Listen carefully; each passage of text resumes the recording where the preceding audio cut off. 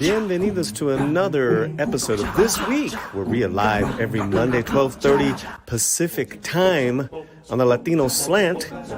This week, we have an action-packed show, box office actuals, Firme, Hynas, and special guests, filmmaker Kenneth Castillo stops on by. He's going to talk about Marigold the Matador, and then also Wdwpro and Jonas J. Cambell. He's going to come in and talk box office predictions for the summer and Blue Beetle. Is there any hope? Pues vámonos.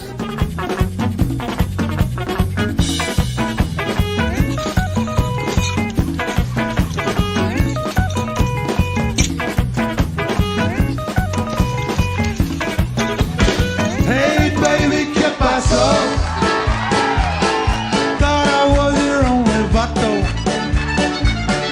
Hey baby, ¿qué pasó?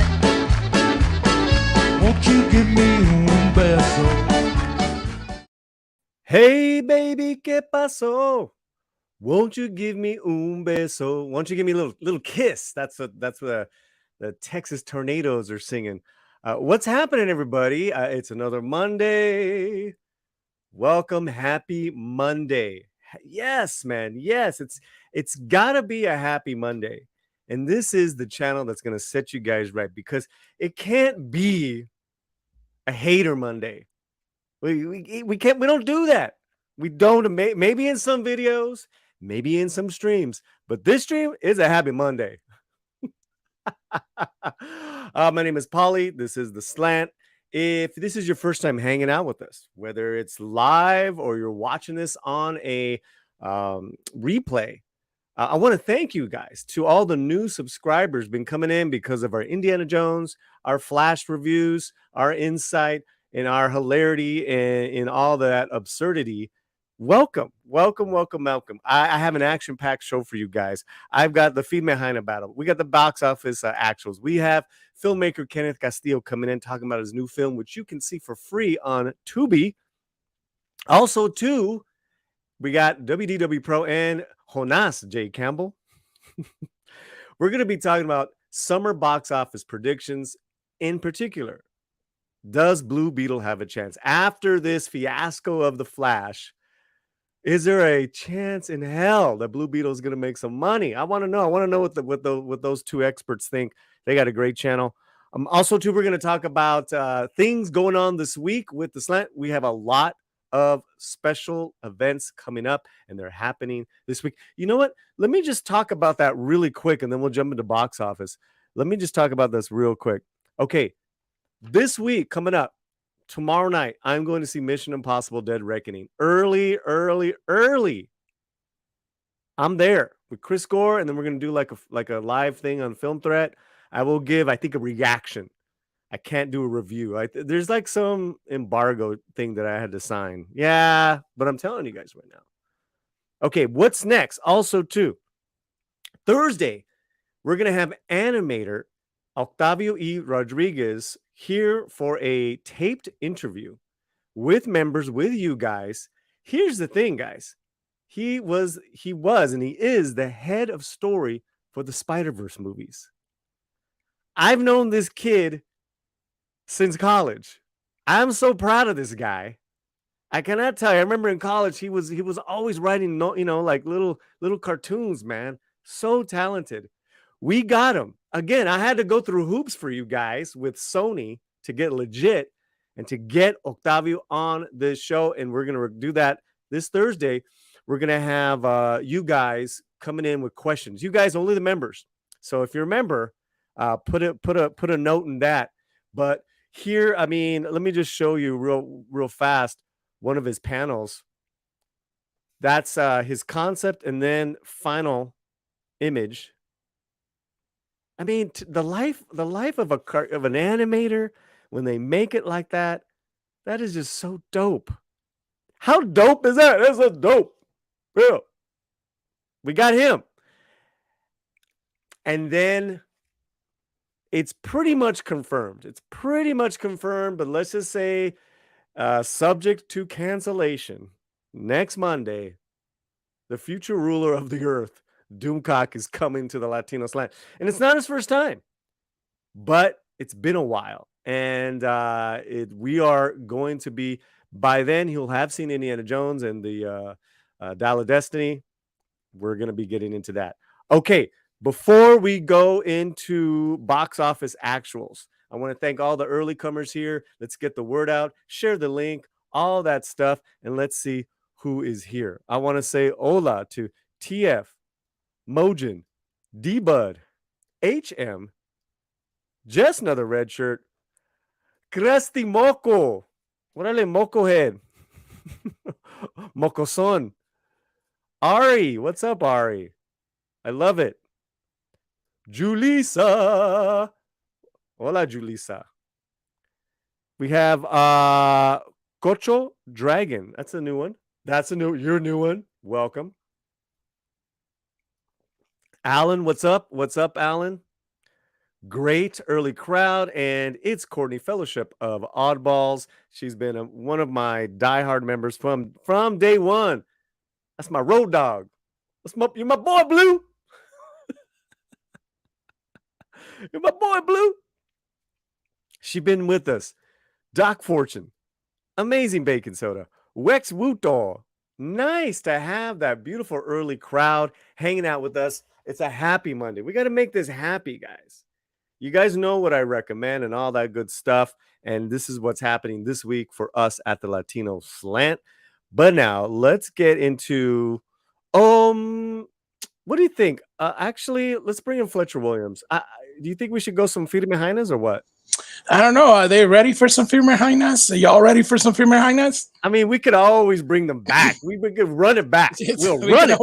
Run it back. Do it live. We'll do it live. Run it back. Run it. Run it, baby. All right, let's go from the beginning. Here we go. Ariana, DeBose, Cualquiera versus Melissa Barrera. Okay, this is the triple threat Hyna battle. Singing, dancing, acting. Those are the prerequisites. Well, also too, you got to look hot. You got to look hot while doing all of that. Yeah, you got to look hot. And you can vote now. You can vote now. But those are here's the thing. Melissa lost to Ana de Armas a couple months ago. So she's back now. She's back. Because remember, I was like, who did she go? Or was it Eva Mendes? Yeah, I think she won against Eva Mendes. Okay. All right. Well, then of course, this incredible video done by Fletcher Williams. Here we go.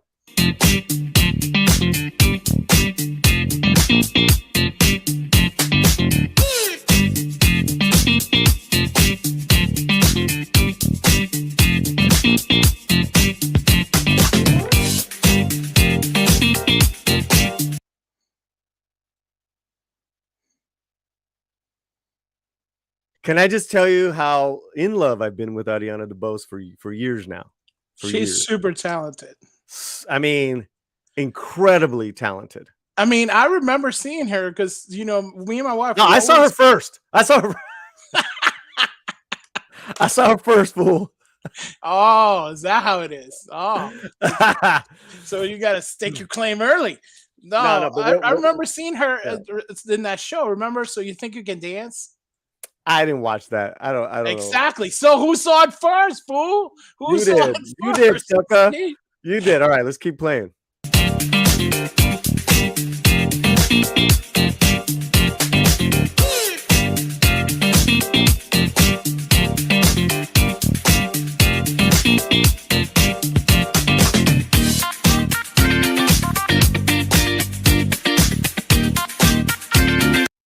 Okay, another chaparra, 5'3". Yeah, she's a little shorty.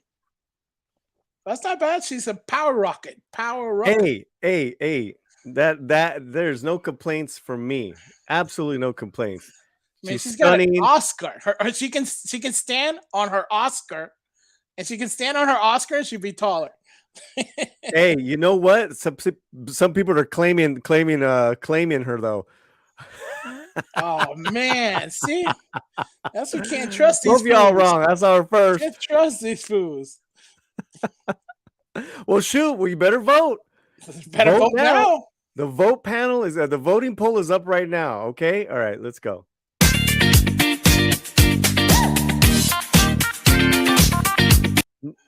nice photo there, my friend. Very nice. It's classy. Very nice. You're classy man.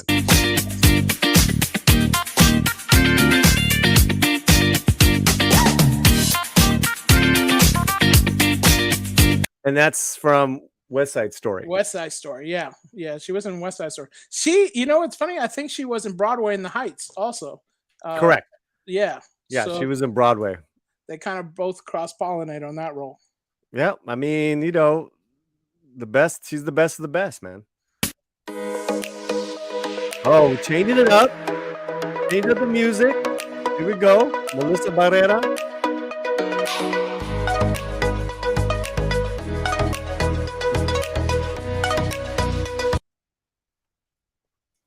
I hail this photo. Yeah, that was a good shot. That's for a magazine. She did.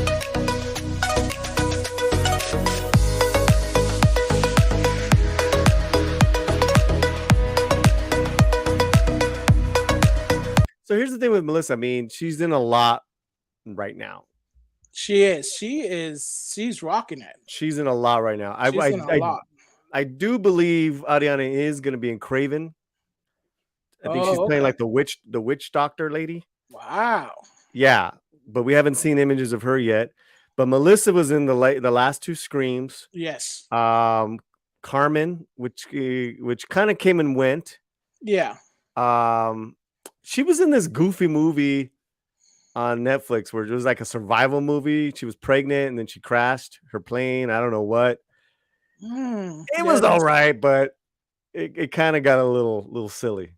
But hey, she's working. Her career is taking off. She's correct. She's in more things that I can count. I mean, she's in a lot magazine of covers. I think she's got to deal with like I don't want to say like it's not Gucci. It's one of those other like major brands or something that's using her. I mean, she is all over. And the thing is that there's a bunch of projects she's been announced on. So she is working. All right. Or announced. A lot of stuff has been announced. Vote now, guys. More in Monterrey, Mexico. She knows how to surf.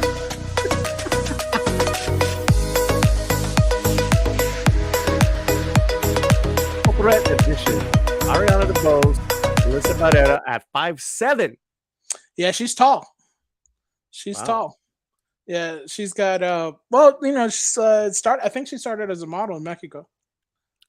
Mexico. Well, wasn't she a singer too? Oh, she's a singer. Yeah, that's what is a triple threat. Triple threat. She actually has a singing career. She actually has albums. She actually has albums. They have them in Mexico. Right. Yeah. She's big in Mexico.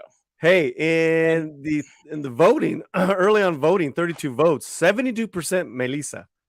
Yeah. 28 Ariana. Yeah, that's why all the Ariana lovers, you gotta maybe create another account and vote. Yeah.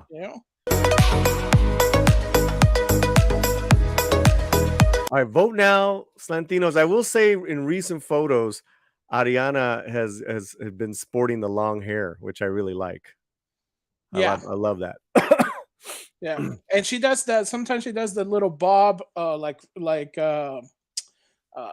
she's got good wigs. Hair or something, Yeah. Yeah, she rocks all different kind of styles. Yeah, she's got good wigs. Yeah. Darth says, correction. Need to correct me sometimes. Never call a Mexican woman chaparra. LOL. It's all chaparrita. Ándale. Ándale. That's a good note. That's a good note. That's a good note. Yeah. All right. And let's just say hello to a couple more friends that are popping in.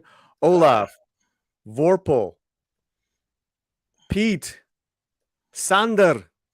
Love it, man. I love it. What's up? Yeah, Pete and Kat came on. Yep. Pete gave a shout out. We'd love that. A lot of members here.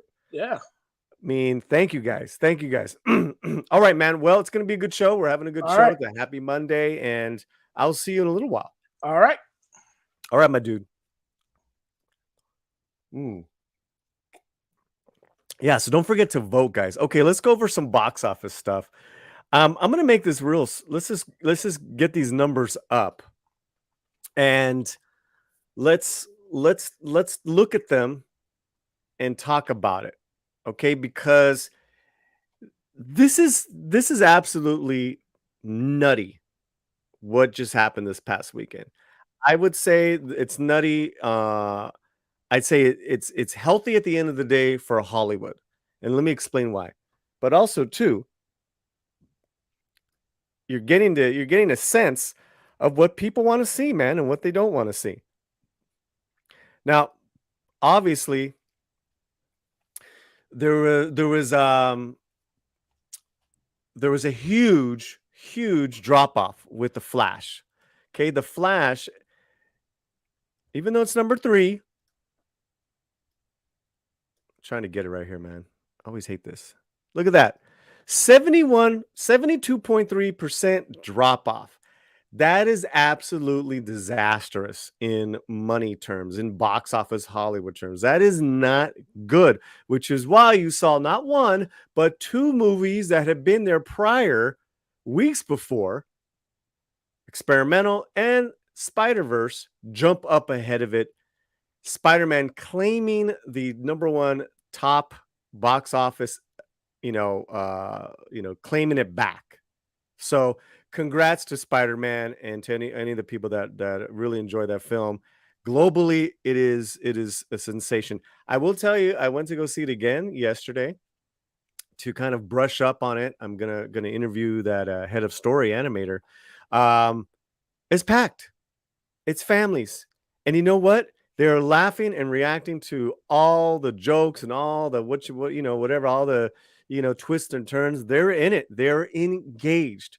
Okay, you can't say that for the Flash. You cannot. You cannot. Experimental should be noted is that like the Little Mermaid, they are flops. Do not get me wrong. They are. There's no way around. However, they have little mini legs. And what I mean by that is that they are still in the top 10, still in the top 5, making a couple bucks. And I will say for the next couple weeks, they're going to keep making a couple bucks because there's a huge void of anything new, anything engaging. So people, whether it's parents, I don't know what, family, they've decided we can keep taking our kids back to these movies. They're safe enough. It's Disney, the controversy aside, people are going back. And let me tell you what, and let me just also say too, look at that number, that theater number, 4,200. That's a lot. That's a lot of theaters, man. That's a lot of theaters.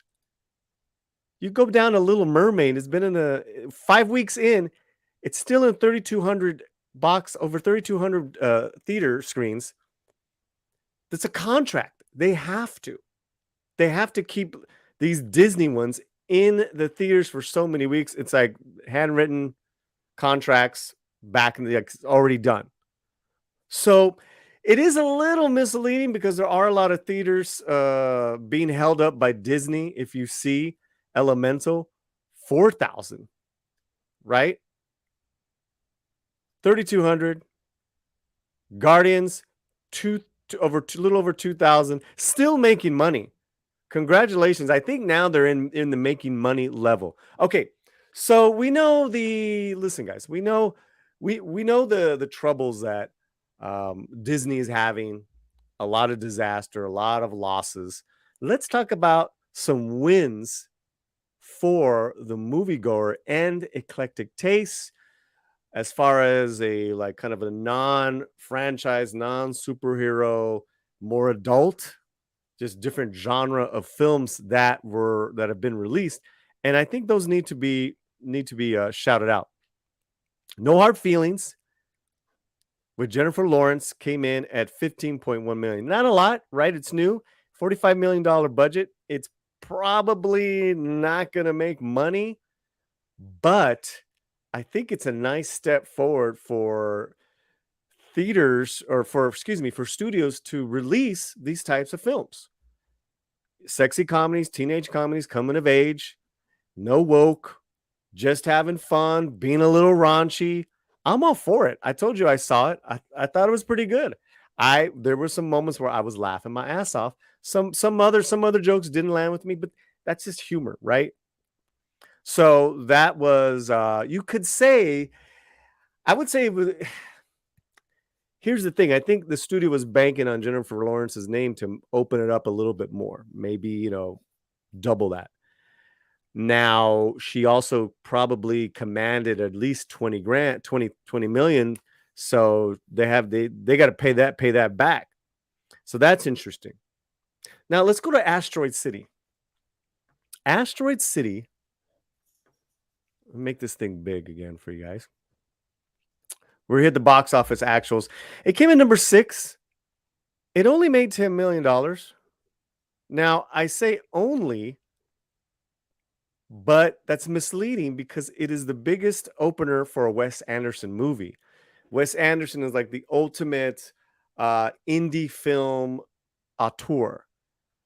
Bottle Rocket, Rushmore. And then, he started getting a bigger name with I want to say a mainstream crowd, but outside of the indie crowd with Royal Tannenbaums, and the list goes on and on. Asteroid City, you had Scarlett Jo in it. You had all these other actors in it. And they did some marketing.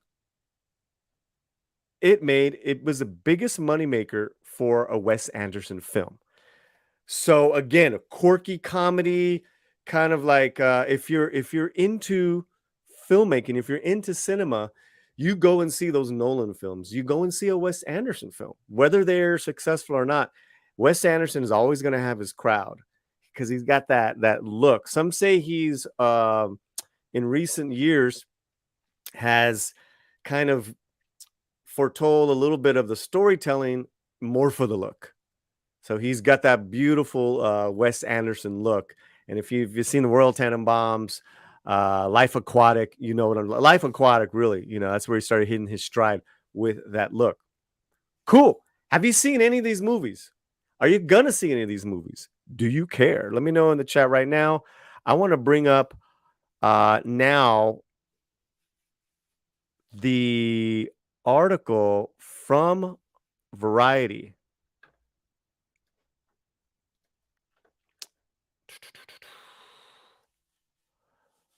Spider-Verse Returns number 1, as we said.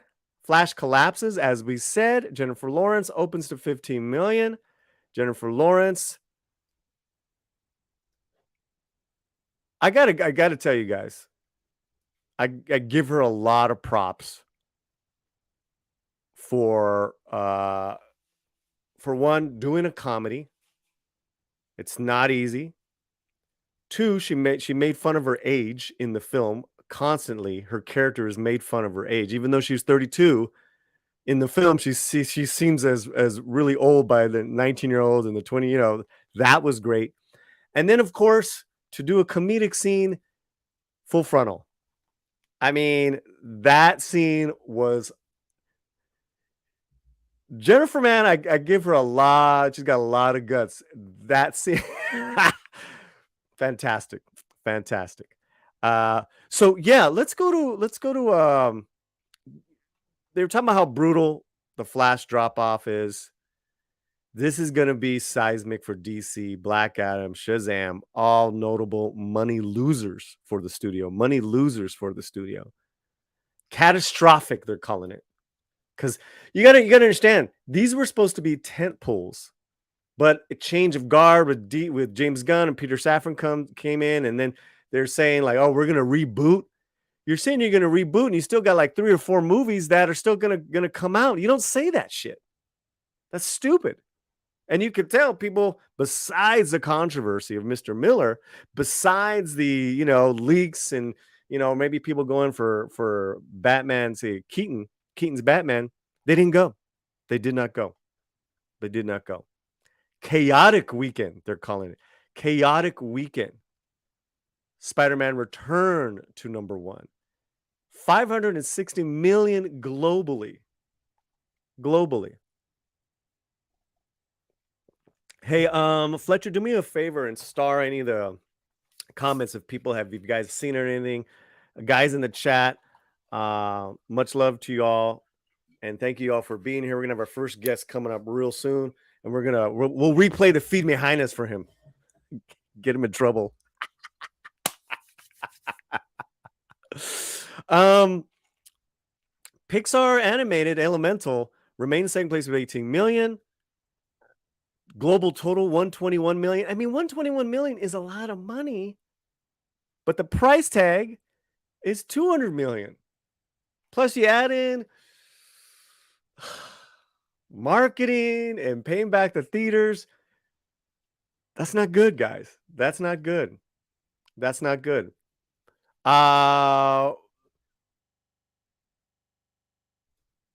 No Hard Feelings wasn't cheap. We told you at 45 million. That's not cheap. I think they wanted more. Another decline. Transformers, 44% decline. It's a decent little film. If you're a Transformer fan, you're going to love it. That's all I can tell you guys. You're going to love it. All right. I was hoping to get some really hoping to get some diversity demographics, but I wasn't able to find those just yet, but that's all right. Oh, you got some start. Okay, here we go.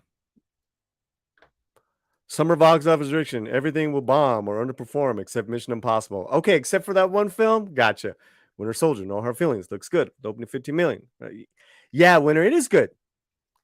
It's elemental, not experimental. Oop, did I say that? Elemental. Y'all know what I mean. That reminds me. Forget it. Forget it.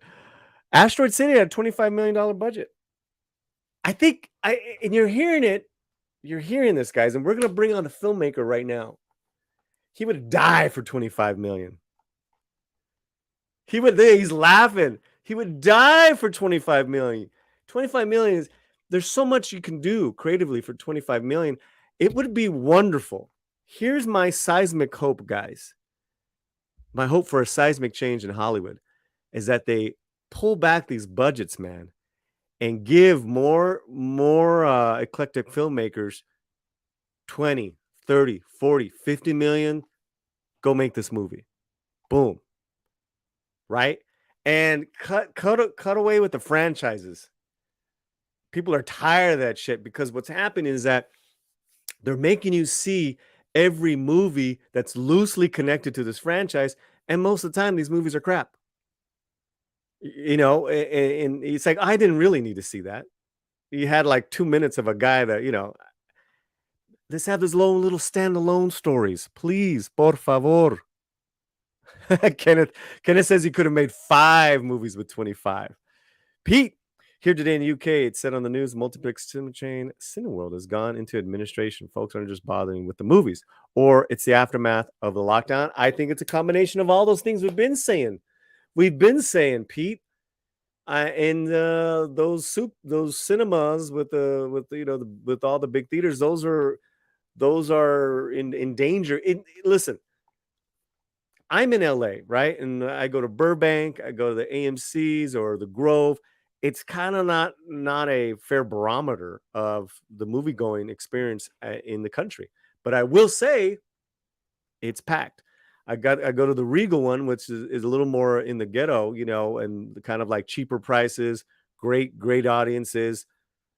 It's packed, you know. So, but is that a right barometer of the country? No, it's just in the West, right? It's in California. I have never liked Jennifer Lawrence, but I liked her in No Hard Feelings. Oh, okay. There you go. There we go. That is brave. It is brave. And you know what's even brave is that being naked and being funny.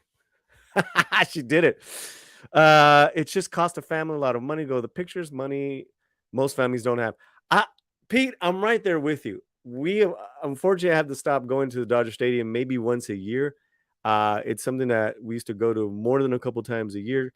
Prices are just for decent seats are like $100 a seat. You know, we pay for the Dodger channel, which is an exclusive cable channel in LA. I get to see all the games.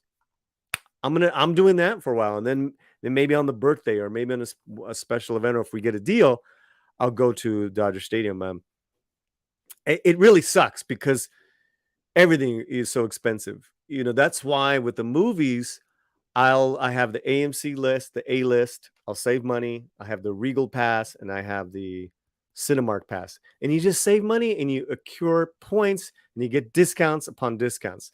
Other than that, if I was just going with, oh yeah, it's a lot of money, guys. Everything is expensive. Going out to eat, getting a burger is very expensive. I get it, guys. I get it. Okay, I can keep going on and on. Grace Randolph and says Superman will face up against the Authority in the new James Gunn. I've heard that, and I heard people aren't happy with that. Jennifer's body slam was impressive. They said they practiced it for a couple days. Then she did it nude. No doubt, she body slams. And we were talking about, I just put out a video yesterday about fight choreography and how bad it looks. Sorry, Kenneth, how shitty it looks in Indiana Jones with, ¿cómo se llama? Phoebe Waller-Bridge, because she like lifts an elbow. I'm going to knock that guy out. What? It was horrible. It was so bad. But you could tell Jennifer Lawrence practice that body slam, and it just takes maybe a few hours. You practice it on pads, you do high pads, then you do low pads, like the crash pads. Like you go you start the 5-inch level, and you teach the actor how to break fall, then you go to 2 inches, then you go to 1 inches as far as the thickness of the pad, and because all right, that's the pad that's going to be there on the set. And then, you practice it a couple times in your underwear, and then boom, you do it when it rolls. But it's called practice. Fight choreography. You have to sell it, even though it's silly as shit. Indiana Jones or No Hard Feelings. You have to sell it to the crowd. Okay. I got big hopes for Dune 2. Me too. Franchises have to drag along some franchises. Movies come to never as fast watch. Okay, 4K at home. I get you. Great chat. Great. No spoilers. All right, guys. Thank you guys so much. Please share the link. Please vote. Let's bring in our first guest of the day of the show here. He's been on the show before. We have a great crowd, over 43 live in the chat. Keep sharing. Make sure you smash the like. But Kenneth Castillo has done now 7 independent films, including Counterpunch, starring, co-starring, I don't know what you want to call it, Danny Trejo. His films, the ones that I've seen are very kind of like macho based, which is not a bad thing. I like that. As far as, Chicanos and Cholo culture and just heavy subjects. Now, this subject of Marigold is just as heavy, but it's an all-female cast. His first time doing it, and I absolutely loved it. Let's bring him in, my dude, Kenneth Castillo. What's up, man?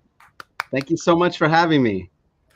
Well, you're welcome, bro. You're welcome. Look at you. Where are you? You look like you're like, in Hawaii. I don't know what's going on. I'm actually at my parents' house. Using their backyard. It looks almost like a fake background, but yeah. Can you hear me okay? It's not too distracting? No, you sound great. Perfect. Great. What is that? A red on red Raiders hat? Yes, it is. Look at that. Orale. Have you gone to the Raiders stadium in Vegas? Absolutely. Yeah, I saw them play the Bengals there. It was actually during COVID, so me and the wife went to check them out. Beautiful stadium. They didn't win, but I don't. Sorry. Part of being a Raider fan. Yeah. They never win, bro. Oh. I would say we never win the games we should win. All right, that's being nice. Everyone in the chat, say hello to Kenneth. He's got a new film, and you got a great review. Before we go to the images, let's go to this review of the movie from Film Threat. Yeah, absolutely. I mean, it's free available now on Tubi, guys. So there's no excuse for you guys not to see it. It's called Marigold and the Matador. Let me just say a couple lines. Marigold the Matador. Marigold the Matador. Sorry, man. This is on Film Threat. We have the link in the chat right now. Here's a great line from you. Where is it at? In his curiously engaging new film, Marigold, the Matador, director Kenneth Castillo boldly throws caution to the wind and uses magic realism to tell this moving story of an isolated girl who befriends a homeless man lost in the trap of mental illness. Wow, congratulations. That is a great recommendation, bro. Yeah, it was I was very happy with. You never know with Film Threat. I think they're very honest over there. I've submitted all my films there, and they've always been really really great in the reviews, and they're the only ones that really review my films. So a lot of the Latinos I reach out to don't want to review my films. We do. You do. Exactly. So we don't need anyone else. I'm here. Yeah, I don't need anybody else except you, man. That's why I love the show. But yeah, Film Threat, I sent it to them, and I think I was moving at the time, and so I hadn't checked back in a while, and then someone reached out to me, said, "Hey, great review," and I go, "From what?" I completely forgot about it, and then when I read it, he said all the right things, man. It was just he got it. The guy who reviewed it, I believe his name was Joshua Spicer, Joshua Spicer. Yeah. Spicer? Joshua Spicer. Yeah, he really got what I was doing, and that's all you can ask for as a filmmaker. Tell us what magic realism is to you, and how did you apply it to this very engaging story? I think it's just using imagery to communicate something other than what outside of the story that you're watching. I think that's how I could best describe it. In this case, I use the imagery of a matador and fighting a bull as a metaphor for the friendship between the homeless man played by Ivan Basso and the little girl played by Maya Kahlo. Yeah, let's talk about just give us the rundown of the story. Sure. Yeah, no, it's about a single mother who's raising her daughter. She's had to move under precarious circumstances, which isn't revealed. And so the little girl it takes place in the summer. So she's by herself. She's kind of in this backyard where she's isolated, where at least the mother feels safe, that she's safe there. And one day she sees these kind of horns going across the backyard wall. And it's a homeless guy who wears this Viking helmet. And so she starts to, she's a little fearful, but she's also curious. And as she grows older, she starts, or as the summer progresses, she starts to leave. She has to leave the property to go get groceries and stuff like that. She ends up having a few encounters with him. And it all kind of builds to a crescendo. I don't want to give anything away, but the relationship builds to a crescendo. And at the same time, we're following her as an adult, starting college and in a writing class, and is recalling this childhood trauma that she had, and trying to use it in her writing, in her experiences, and trying to reclaim her memory. These are images that you gave from us. All right, okay, let's spill the beans. Okay, how much did it cost to make this film, and how long did you do? Like 30 days? You had a budget of $1 million? Yeah, I mean, it got a little complicated, but I would say the budget probably came in between $25,000 and $30,000 over a 2-year period. I shot for 7 days of principal photography. The idea was to shoot 7 days on my 7th feature film. And so we did that. I was completely broke at the time. I had no business making a film. But there were several reasons of why I did it. One is just I'm a filmmaker, and that's what I need to do, regardless if I have money or not. And then I started editing it. Once we had those 7 days, I started editing it as I was doing B-roll, because my editor, it was a very different, I basically it changed my process as a filmmaker, which was going to make it very challenging for the editor, because I wanted the actors to be free. I wanted a freedom. I didn't want to have to worry about slate. I didn't want to have to worry about keeping track of certain things. And luckily I, was really blessed with the editor I got, Elizabeth Cirillo. She's now an editor on Fatal Attraction on Paramount. And actually a lot of my acting friends are on that show too. Maybe I'll be directing an episode one day. But she actually cut the story and found the story that I was trying to tell, and was very patient with it. And she just did an incredible job. And I was very happy with the end result. And then the music, it's all a bunch of things. But yeah, it was about $30,000 over 2 years. And it took me, I guess we started this. My daughter was 11 years old when we started. She's turning 21 in July. So it was 10 years ago. Wow. Wow, dude. So I finished it about 7 years ago. So it was about a year of editing and post-production. And then I screened it at a couple of film festivals. And then after that, you know, the business had changed. So I wanted to make my money back on it. And I wanted to put it in venue. I wanted to put it somewhere where it would be seen. And at the time, there just wasn't anything. So I just held on to it. It was my 7th film. I didn't have to put it out for anything. And the film festivals I screened at were the only ones that I really had gone to in the past and really liked, and they invited me to screen it. So I did, but I didn't really submit to a lot of film festivals. That's not a place. Are you hearing all that trash can in the background? A little bit. Okay. It's not normal. Okay, cool. So so I didn't do a lot of film festivals with it. I just held on to it, and then Tubi comes along, and Amazon got a little more choosy, because before you could just upload it to Amazon. You can't do it anymore. They have to choose your film. So they chose it, and then Tubi chose it. Tubi was my goal, though, because a lot of Raza watches Tubi, and that's where I wanted the film to be seen. Yeah. So how did that connection go with Tubi?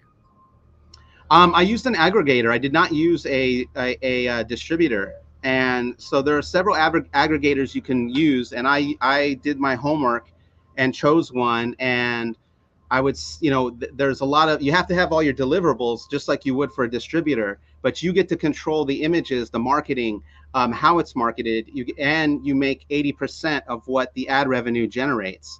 So for me, I'll know more by 3rd or 4th quarter if we're able to make our money back on it. But that seemed to be the best and easiest way. You know, once I started promoting it and everyone's like, oh, I have Tubi, I'll look for it. And then it was so easy for people to find. And so it's 2 things, right? It's being on the streaming services that my audience is watching, and then being easily accessible to that.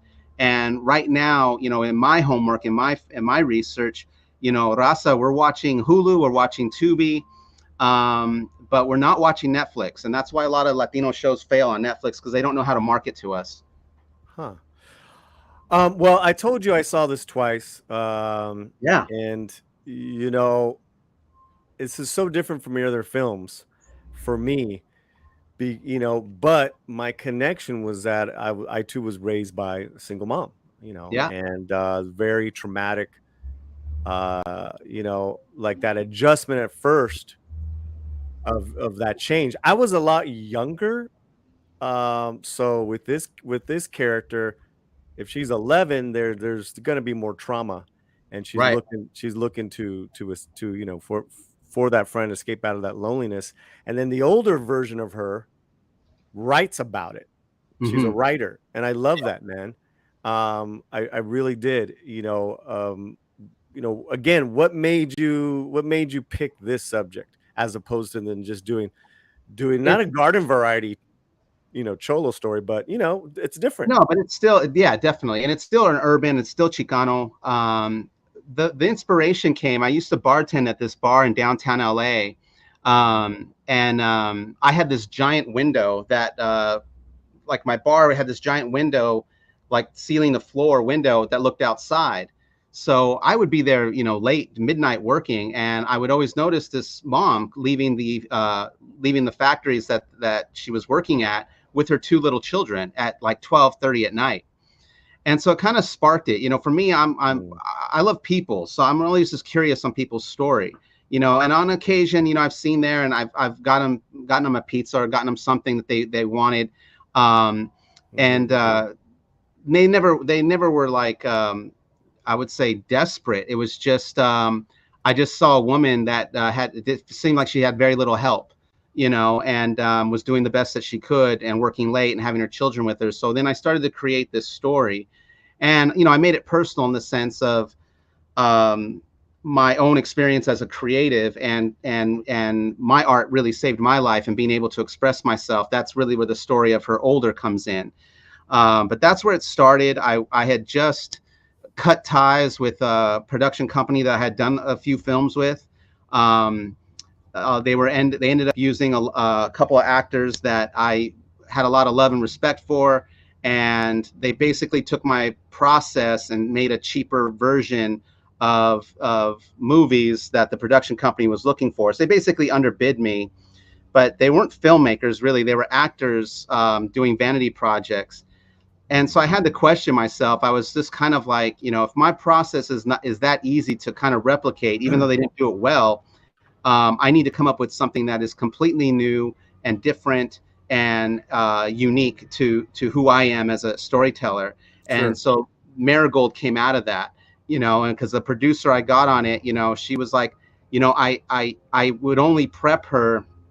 She only knew from because I would prep for 2 days of shooting, and so she only knew, I would only tell her, look, this is what I need for these days. And she's like, what are we shooting that day? And I said, well, this is the makeup of it. Because I didn't write a script. I would write scenarios and I would give those to the actors and saying, this is where I want the story to go. And then it was very much like silent filmmaking. I would give direction to Ivan, who played the homeless guy, or to Maya, who played the little girl, and say, okay, let's try this, do this, or react this way. So I'd have these little scenarios that I wanted to shoot. The only thing that was scripted was the restaurant scene between the mother and the grandmother. Mom, yeah, the grandma. Yeah, and I had a location. It's the Condor in Silver Lake. I had a connection there. They let us shoot after hours. And so I needed a script that day because I didn't have the time to play. So I wrote that 3-page script. That 3-page scene.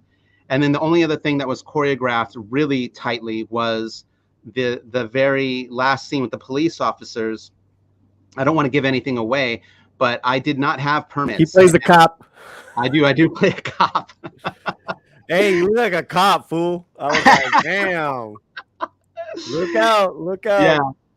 But and a friend of mine who runs Cop Shop LA, if you need uniforms or police cars, go to Cop Shop LA. I always have to plug in because he was very gracious and generous and getting us a cop car, getting us the uniforms. And the reason why I was the cop in that scene was I was so worried that the real police would show up at some point. And I was in a much controlled environment to shoot that scene as I possibly could. I don't suggest other people do that. The only reason it was safe for me is because it was near my mother-in-law's house. She knows the whole damn block. And we basically were able to shut down the block in a silent way so that people knew what we were doing. Sure. So it didn't. Everyone was cool. Any alarms. Yeah. So that was probably 1 or 2 takes to captured that entire scene because I was really nervous. And the actor that plays my partner is the colorist on the film. And he just said, hey, man, I'll give you a discount. I just want to be in it. I go, I got the perfect part for you. We both might get shot, but I got the perfect part for you. It's a very dreamy film, right? One could say it's like almost poetic. I would definitely use that. It is a poetic film. It's Which is why I think I wanted to see it twice, because I wanted to now, okay, I know this, now I know the rough story. Let me take in the language and then what they're not saying, right? Because that's almost even more important, especially with independent film and what you're trying to do here. Nice touch, man. Thank you. Yeah, I credit Camila Banus a lot because she came in for 2 days and she really captured the essence of the younger character. Where Camila's the actress on the bottom right here, correct? Yeah, Camila was actually in Counterpunch as well. She was she played Gabby on Days of Our Lives for a lot of years. One of my beautiful actor. One of my favorite people. She's just incredibly generous and gracious, and she's an amazing actress as well. And let me just say, she's probably going to be a Firme Hyna in the future. Contestant. What's that? Just gonna say she's probably gonna be a Firme Hyna contestant. Oh, absolutely. Here on the slant. Yeah. If I get to do something bigger, or if I get many of my TV shows on the air, you'll see her again. She did a great job. You could she really upped the game of the of the story. Great job, because I don't think she spoke in the film. It was all of her VO. No, she doesn't say one word. She doesn't speak one word. You just hear her narration, guys. Yeah. Listen, I want to wrap this part of the talk up. What I want to do, chat, or you're watching live or watch a replay, go see this film. Go see Marigold the Matador. Then go and support and see all of Kenneth's films. Highly entertaining. He's been with us before. Thank you, brother. So you know what I cover here in regards to like either these big movies and all that stuff. What have you seen recently that you dug? And then what have you seen recently that you weren't too happy with? And I have to say, man, I haven't been too inspired by film in a long time. The way that movies are made now, they rush. Everything seems so rushed because they don't trust the audience to stay with the characters. So I love movies that have moments. And, we talked about probably 2 years ago, Plan B. Plan B had a lot of moments in it. And that takes a very trusting director to realize that, okay, this is going to be interesting. I don't need to cut to the next thing, to the next thing, to the next thing. And I would say the film that I saw, that me and the wife saw recently, was on Netflix, called The Swimmers. Okay. Yeah, and it was, to me, it was like old school filmmaking back in the day. It's just a simple story. These two, they're Olympic trained swimmers. I think it's Kazakhstan that they're not Kazakhstan. It's a Middle Eastern country that's in war-torn era, and it's based on a true story. And they are making their way to Germany, and their kind of hopes of competing in the Olympics kind of get dashed because they're just trying to survive, and their family wants to get them out to get them safe. And I can't remember the name of the filmmaker's name, but I reached out to her because I just said, really great job. It just engaged me all the time. I think you would enjoy it. It's called The Swimmers, and it's on Netflix. I mean, it's a good thing to point out, as far as you have trained this audience not to take their time and pause with the story. That's being told. That's why I went and saw your film Marigold twice. Another thing too, guys, it's only an hour and 11 minutes, so it's really short. So it's short for a feature, definitely. It's short for a feature. But not this type of feature where you take your time. Mm-hmm. And it's a beautiful looking film too, as well. Scott Daniels was my DP. We did some testing. I actually shot it on a DSLR with prime lenses. I've had a few filmmakers ask me, "Oh, what did you shoot? What red did you shoot that on?" I said, you guys get so wrapped up in the technology. It's not the camera, it's the lenses and the DP.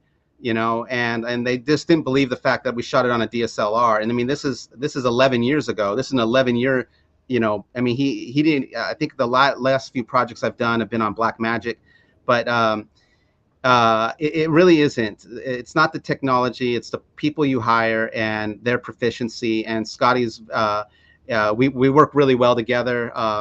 And again, it was a type of storytelling where I would be behind him and I would see a shot and I would just kind of adjust him, and then he would see it, and he would make the adjustment with the camera. And there were times where, it would just be us two and the my sound person and the two actors or one actor. And I'm like, at the end of the day, I'd be like, are we even making a movie? It just seems so incredibly tiny. And then I would watch the dailies and I'm like, yeah, we're making a fucking movie.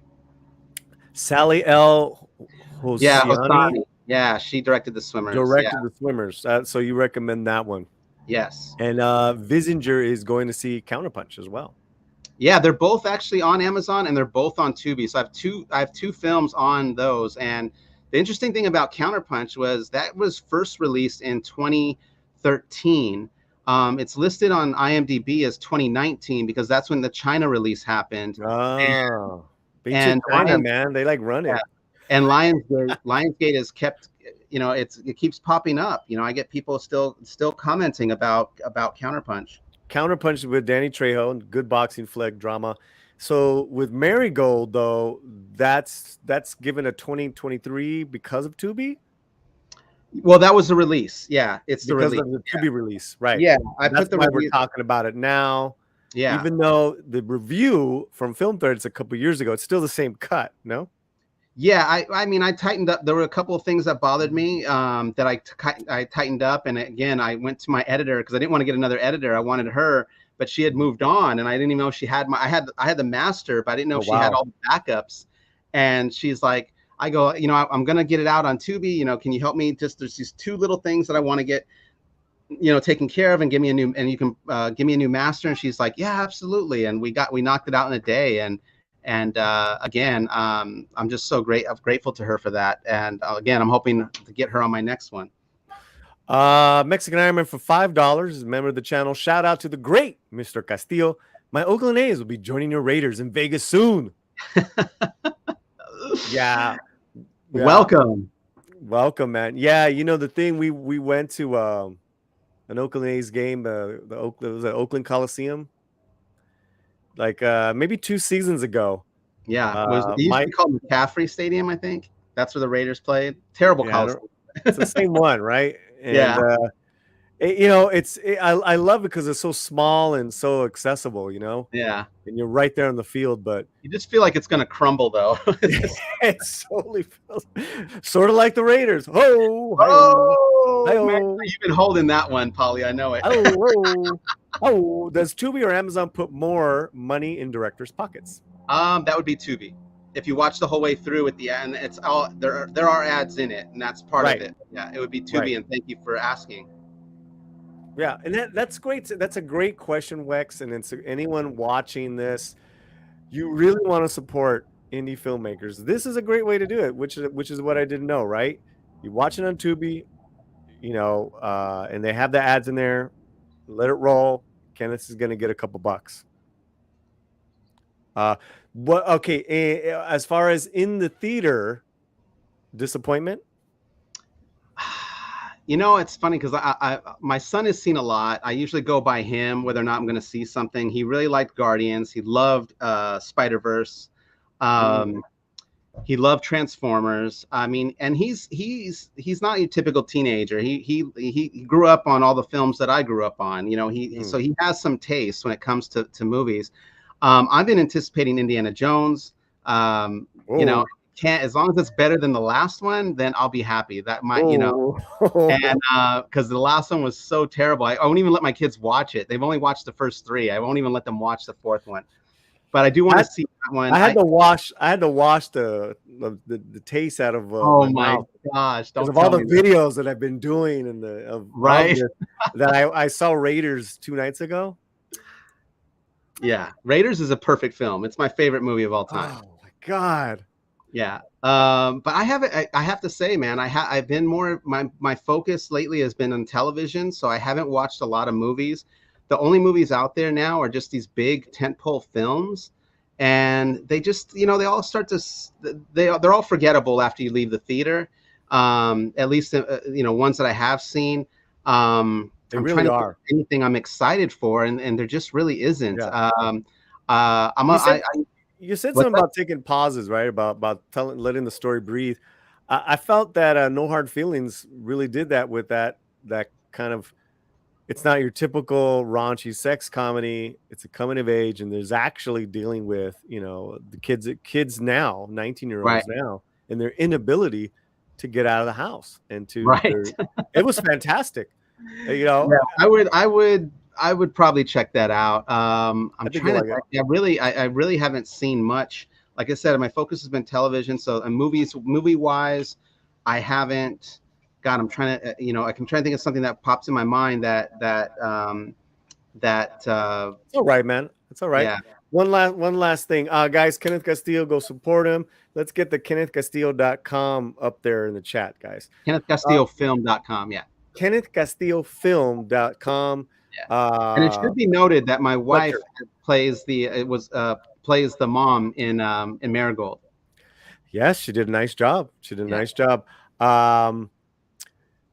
She had some good moments, man. That I don't know. I didn't felt like I didn't. First of all, I didn't know that was your wife till after. Yeah. Right. but I was like, oh man, this person's not even like, it's not even like an actor, and not in a bad way. She was just kind of real, Right. and you know, kind of like a lot of our Mexican moms. I was like, yeah, right. Yep, she definitely had that down. That was nice, man. That was really nice. That was really nice. There it is. Thank you so much. What are you looking forward to? Yeah. Well, I actually have two more questions. What are you looking forward to in the cinemas coming out? Anything at all? What's coming out? I'm not even like hip to it.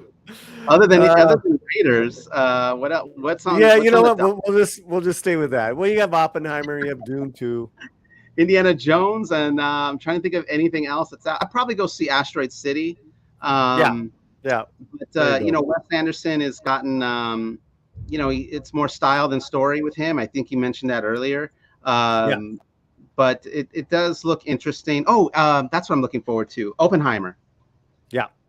I am looking forward to Oppenheimer because I love Cillian Murphy. I haven't liked the last, I don't know, 2 or 3 films that Nolan's done.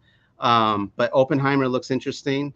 And I just got to stop reading anything about it because I just hate there's certain filmmakers where the media is just piles on like, oh my God, do you know that they shot 3 miles of film for Oppenheimer? I'm like, that doesn't indicate whether or not the movie is any good. Okay. But I'm right. Like it's like, what a waste. Yeah. That's how I see it. Like, I remember, you know, and I'm just like, I don't care, you know, that's just like, these guys, everything they do is a masterpiece. They're geniuses. Okay, fine, whatever. If it's a good story and it's told well, it's all I care about. And that particular story is going to be interesting, you know, because that's a moment in history maybe a lot of people don't know, and I think maybe they'll learn from. But Cillian Murphy is one of my favorite actors of all time. He looks incredible. Dude, Red Eye. I mean, that was the one to break out through. But I mean, Blinders is the one. Excuse me. Homie's a freak. I love him. Yeah. Well, the menu is the one that I saw that I really loved. Oh, you know, I loved it, but then I showed Romy it, and she was like, all right. I'm like, I think anyone in the restaurant business, and I worked in the restaurant business a long time, that was so great. It was one of my. I think Rosa is the one who told me about it. She really liked it. Hey guys, tomorrow I'm watching Mission Impossible. Mission Impossible. I'm looking forward to that one. Yeah, absolutely. Yeah. I mean, the one thing Tom Cruise, the dude knows how to make an entertaining film. You know what I mean? Like, he is all about the audience. And so, yeah, I'm looking forward to that. Okay. More importantly, what's the next thing you're doing? What's going on with Kenneth Castillo, the director? We want to know. Well, I think you'll like it. I'm currently working on the final draft, and we're going to be having a script reading in July next month of a film about the lead singer, Frankie Cannibal Garcia from Cannibal and the Headhunters. Oh, that's right. And Land of a Thousand Dances. Land of a Thousand Dances. And, you know, I tell people all that, and everyone's like, oh, I don't never heard of them. Never heard of that. I go, have you heard this song? It goes like this. Na, na, na, na, na. And everyone goes, yeah, I know that song. Well, he's the one that created that hook that has been used, you know, for decades in various things. So they opened for the Beatles in 1965, and a lot of people don't know that, at the Hollywood Bowl. So I'm telling his story. I've had a lot of great access to people who knew him intimately. He passed away in 1997. It's a combination of La Bamba meets Bohemian Rhapsody, and if it gets funded, I'm really looking forward to directing that project. Oh my God! Not if. Let's put out the good juju. It's gonna get funded. Yeah, and to me, it's a no-brainer. And the producer I have working on it that I'm working with is a hustler kind of a guy, no nonsense guy. He knows he knows his business. We've had some really great collaborations on the script, on the final draft. You know, and that's how I know is when we can go back and forth and discuss it. It's never been like, you know, that's how I know if a producer is going to be worth their weight or worth the time. And he cares about the story and the project. He has the rights to the project. There's a lot of people that think they have ownership over the story. But we've got a really solid script. And, you know, if things go well between now and September, who knows? We'll see what happens, man. But that's the next thing. I have other things going on, but I would say that's the solid thing. That's the one you could talk about. Yeah. Well, my dude, congratulations. I'm glad Marigold got on Tubi, and another notch of success. Let's keep supporting Kenneth Castillo, guys. No, I appreciate it, man. And Paulie, I have to say, I always appreciate, like, when I send you, when you agreed to do this interview, I never tell you, look, if you hate the movie, let's not do an interview. Even if you hated something I did, I'd want to talk about it. So I'm not a sensitive artist. As artists, we put ourselves out for criticism, and to me, I'm willing to talk about the praise if someone likes it, and I'm also willing to talk about the criticism of it. I've been so I'm not a everyone needs to support my film because I'm Latino kind of guy. And I have a book coming out. I forgot about that. The book is called Stereotypical: My Filmmaking Journey from the Harbor to Hollywood. And that should be out before the end of the year. Been waiting for that one, dog. Yeah. All right. Well, that's good. Yeah, no, like I said, man, I didn't know what to expect. So when I watched it, I was like, what is this? And so I saw it again because I was like, okay, I was expecting something else, Right. Maybe more action. I don't know what. So guys, when you go watch this, it's, take off your Hollywood, lens and enjoy this beautiful story. All right, Kenneth. Thanks, Vato. Thank you so much, brother. As always, appreciate you. And I think I'm going to see you soon. Our homie Brandon's going to be in town. Yes, we got a barbecue coming up. Barbecue. Chicano Hollywood's in the house. Ciao. yeah. You're coming over for the barbecue, right? Hell yeah. Okay. Dan, I think Mexican Ironman's going to be in town. We're going to man. I finally get to meet Mexican Ironman in person. hey, don't blame me, dude. Do not blame me. But they're all saying congratulations, guys. I will definitely watch Marigold, Julissa. Yeah. Hyna, who's got his own project that he's trying to get off the ground. Don't give up, Hyna. Do not fucking stop, bro. I mean, you said something in your behind the scenes was like, this is impossible to do a film in 7 days. Nothing's impossible, Kenneth, right? You said that. Right. You said that. All right, my dude. I'll catch you later. All right, man. Have a good one. And everyone else, thank you so much for tuning in, and I appreciate all of the support. Check out Marigold the Matador on Tubi and Counterpunch on there as well. Oh, whoops. He heard that.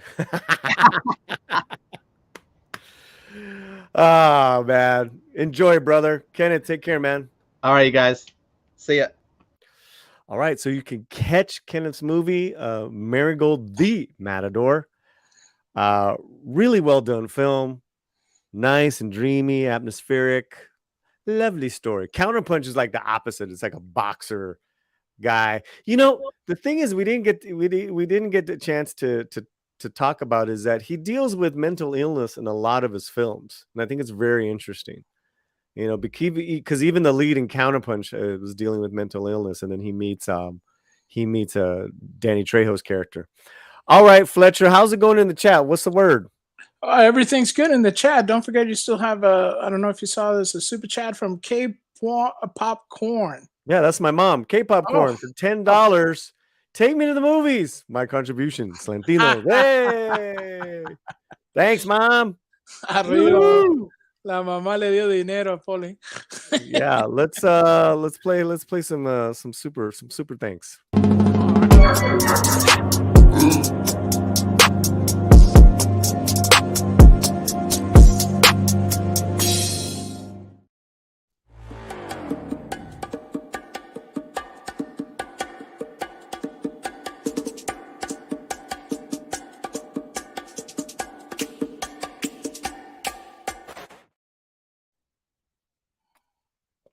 All right, my dude. What do we got? I think we're gonna have. Well, first of all, that was great with Kenneth. Kenneth is great. You can tell he's really passionate about the art of his, and he cares about the actors, the way it's been portrayed. But he's not hung up on like, oh, look at me, I'm so and so. You know what I mean? He's humble, he's down to earth, and he cares about the art. You know what I mean? That's really rare to see in these directors nowadays. Everybody's like, look at me, I'm so great, right? Who cares what I put out? Listen, we've had some great talks in person on this thing. We don't agree on certain things, but we always have great conversations. And he's just a cool vato. He's just a cool dude, very talented. And to all the people live or watching a replay, you're the ones who are always talking about supporting something else other than mainstream Hollywood. We give it to you. We literally bring people on here who live the indie spirit. Go support Kenneth Castillo. Yeah. Yeah, man. And it's free. Okay. I mean, literally, the Tubi is free. The Tubi is free. The Tubi is free. So, okay, our guests are getting ready. Our second anchors here. We're gonna have Wdwpro and Jonas, Jay Cambell coming on in a minute, which is very cool. But what I want to do is I want to take a music break, and we'll come on back. This is a retro song we recorded it's almost already 2 years ago. And then Fletcher will be back. Sounds good? All right. That sounds great. All right. We'll see you guys in a minute. Don't go nowhere.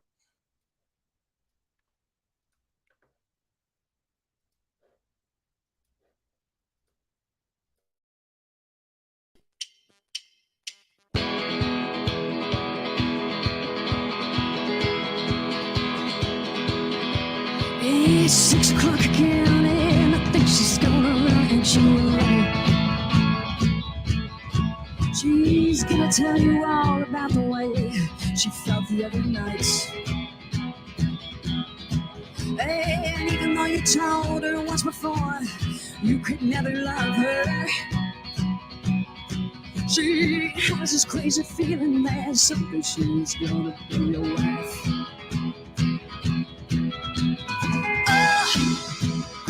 She only wanted to tell you how it feels when you're away.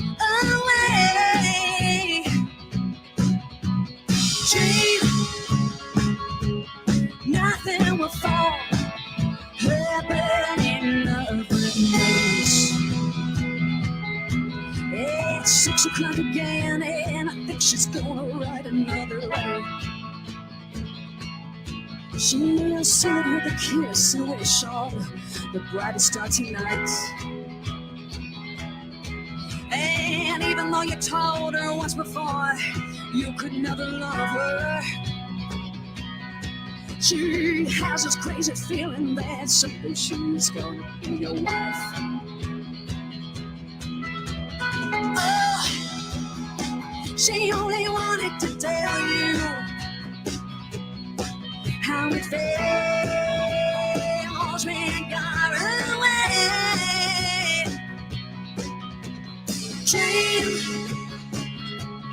Nothing will fall. Her burning love remains. Hey, hey, hey.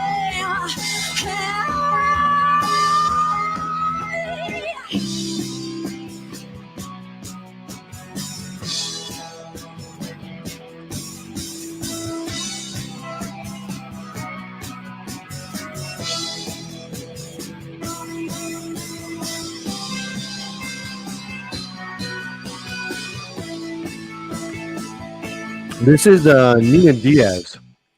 Nina Diaz from San Antonio, Texas. She opened up her door, and on the floor she found herself a letter. She held it to her chest and she thanked the gods and stars above. 'Cause even though you told her once before you could never love her, it said to whom it may concern, I think you found yourself your ever faithful love. Oh, she only wanted to tell you how it feels when you're away, away. Dream, nothing will fall. Her burning love remains. She has this crazy feeling that someday she's gonna. She has this crazy feeling that someday she's gonna. She has this crazy feeling that someday she's gonna. All right. All right. Yeah, that was from a couple of years ago when we kind of like, it was like the slant was just like May, not even maybe 6 months old, early 2021. We did a live benefit for the people in Texas. They were going through a bad freeze. Remember that? So we were able to raise some money, and all these guys performed. Del Castillo, Nina Diaz, the Consequentialists, and I wanted to play that. We're gonna do that. We have a nice catalog of live songs of people that performed, and we're gonna do that. Throw that in there. But yeah, that's Nina Diaz, and she's got a great channel now on YouTube as well. All right, well, let's welcome back Fletcher. Hola, hola. And let's bring in a half of the duo, El Jonas. because the man Wdwpro is having some technical challenges, but we got his homie. He's our homie too. He's a fan of the channel. Jonas, what's up, man? Hey, good to be here, man. You guys, how's it going today? I Mr. Castillo, man, I to make a film in 7 days, no matter what it is, that is amazing. Feature length. Awesome. Yeah. I mean, awesome. For what, 30 grand? That's peanuts, man. Yeah. Imagine you give him the Flash. You know what I mean? You give him and you say, here, Kenneth, we messed this up. We just give you 100,000, and I guarantee you that movie makes money now. Yeah. The funny thing is they'll say what the budget is on the Flash, and it's like, okay, which time that you made the Flash, this version of the Flash, did it cost that much? Right. 10 years, And he was telling me, he's like, just give me $5 million, and I'll give you like a Hollywood level comedy or whatever it is, because these movies and their budgets, thank you, sweetie, are just hey, no problem. I'm glad out of this world any way I can. Oh yeah. Well, Romy handed me a piece of toast with butter because I need a little something. But yeah, it's really kind of it's awesome, and yet it's frustrating, Jonas, when talented, and for the most part, like, based people such as Kenneth, so the people that me and Romy know as far as our friends, man, they're just having a hard time, just getting greenlit for projects. And then you see what we got, what you guys do as far as on the daily, as far as what you cover. How many millions is Disney blowing? A ridiculous amount. I mean, if you follow Valiant, he did a video talking about I think it was the last 12 months of Disney releases. We're not talking how much did they spend. We're just talking between profit and what they spent. They lost almost $1 billion, $890 million that they've spent, more than that they've spent. But that's just how much they have lost making movies. And I'm trying to think if they've got anything to show for it in there. I hear Guardians of the Galaxy Volume 3 is good. I haven't had time to see it. See, this is the other thing. I come on a channel with all the cool kids here, and y'all are talking about all these movies you watch. I got 4 kids. I'm lucky if I get to go see Super Mario Brothers. You're lucky if you sleep. That's right. You're lucky you sleep. But yeah, I mean, that being said, Mermaid, Elemental, and what was the last one you just mentioned? Guardians of the Galaxy. Guardians. They have like these mini legs. Like they're. I think it's because it's so dead right now that there's nothing else out there. It's making a couple bucks. Isn't that weird though, that we're talking about the Flash and we're like, it's dead right now? Yeah. You know, this is a character. He's not part of the DC Trinity, but he's a guy that's been around a long time. He's kind of a pillar of comic books. And it's oh yeah, well, when did that come out? Maybe it was this week, maybe it's next week. I don't know. Maybe I'll catch it on streaming. I guess it'll go to Max, you know. Yeah. What in the world? It's a crazy world. I remember when anything that was a comic book movie, you know, like Blade, being a comic book character was news to most people. But oh, it's Marvel Comics, required viewing. Everybody's going. And now the Flash came out, can't be bothered, you know. Crazy. Right. And you can see that so many things are now not even required viewing. Back in the days, you saw one thing and it's like, oh, I got to go see that. And now it's like, what are you going to do? Do you actually set some money aside? And most people are going, no. I mean, look at Indiana Jones. Nobody's really, I mean, some people are excited, you know, God bless Kenneth. Hopefully oh my gosh. But so many people are now thinking to themselves, oh, you know, maybe I'll skip this one. And that's deadly for Hollywood. Of course, the thing that's coming up in this entire circle is that Indiana Jones, they have such low faith in Indiana Jones and the Dial of Destiny that Applebee's is saying that if you will please come bring one of your friends and go to dinner. And if you spend more than $35, so it can't be the people who are showing up for the half price appetizers. If you spend at least $35 at an Applebee's, we will give you, please, a free ticket to Indiana Jones and the Dial of Destiny. Oh my goodness. Yeah, it's really bizarre. I mean, you know, I saw the film early, and I'm just kind of just I think what's gonna happen, and then we'll get to some more pressing issues like the Firme Highness. Is you're gonna see all this is like rattling Hollywood. I want to see, Jonas, like some creative wave come out of this where filmmakers like Kenneth are given 20 million, 30 million, 40, 50, and we're seeing some really unique stories coming out, regardless of background. It's like, wow, you know, I mean, I got to tell you, I got to give Jennifer Lawrence a lot of cred, man, because she took a lot of risks in this comedy, and I really enjoyed it. I don't know what are your thoughts on, like, kind of like what are you seeing as far as just with all these failures? What's your take on that? You know, I'm going to get historic on here, and maybe I shouldn't, but it could, because I'm sure you guys know better than I do. But I think about the old era where movies were basically filmed musicals, and they still had that feel of a filmed stage production. And then somewhere around the late 60s, 70s, there you get these guys like Coppola and Lucas.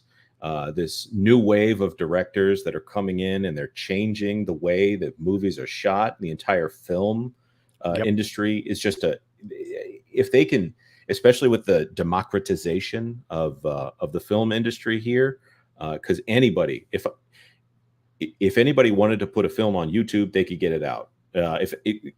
We've had films. I'm not gonna shout out this particular film right here on the Latino Slant, but we've had films drop on Twitter and get millions and tens of millions of views. Oh, sorry, I couldn't hear you, Paulie. I heard about that. I heard about that. That happened. I heard about that this morning.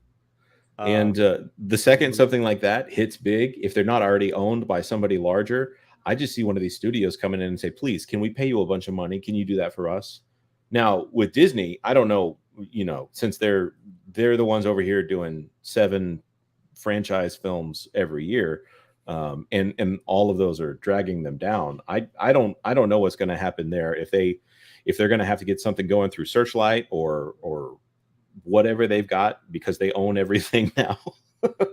Yeah, they have to give someone else a chance, because they can't just say, "Okay, we don't care who you are. You directed a Broadway play, so we'll give you Moana."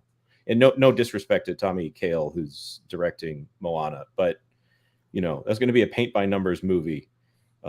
it's training to learn how to direct a movie, and I hope for his sake it's successful, so he gets his first shot at directing a real movie. You know. Well, thank you for that. Okay, a couple things, guys. Wdwpro is gonna make it. He's running late. We're gonna get him in here. We're gonna check out the Feed Me Hyna vote and read some of your chats right now. But no, you're on point, man. I want to see a new wave of filmmakers and creativity that and then the ones it's so weird everything that's happening right now, because it's not just the box office failure, it's also the strike. Mm-hmm. Yes, I think it's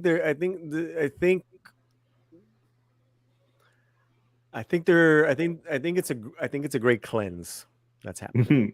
I've heard the word purge used a few times, and I can't disagree with that.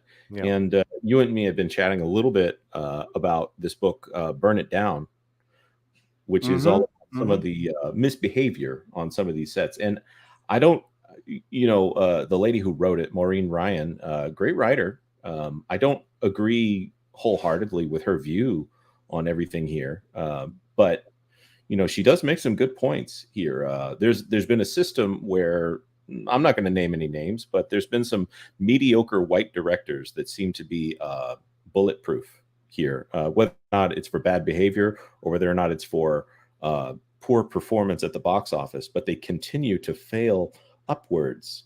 And it's so confusing when you got so many people, especially when there's someone diverse. Despite what a lot of the critics of my channel pointing out woke stuff would say, oh, you don't like things because they're diverse. No. I don't like people being used because they're diverse. I don't like people being taken advantage of. It's a big difference, right? Because and you're actually absolutely on point. Why are these people getting to keep failing up? And you talk about diversity, Hollywood. There's nothing about these people that is diverse, and yet they keep getting to fail up. Meanwhile, people that are diverse and talented, they're having the hardest fucking time just getting a movie in.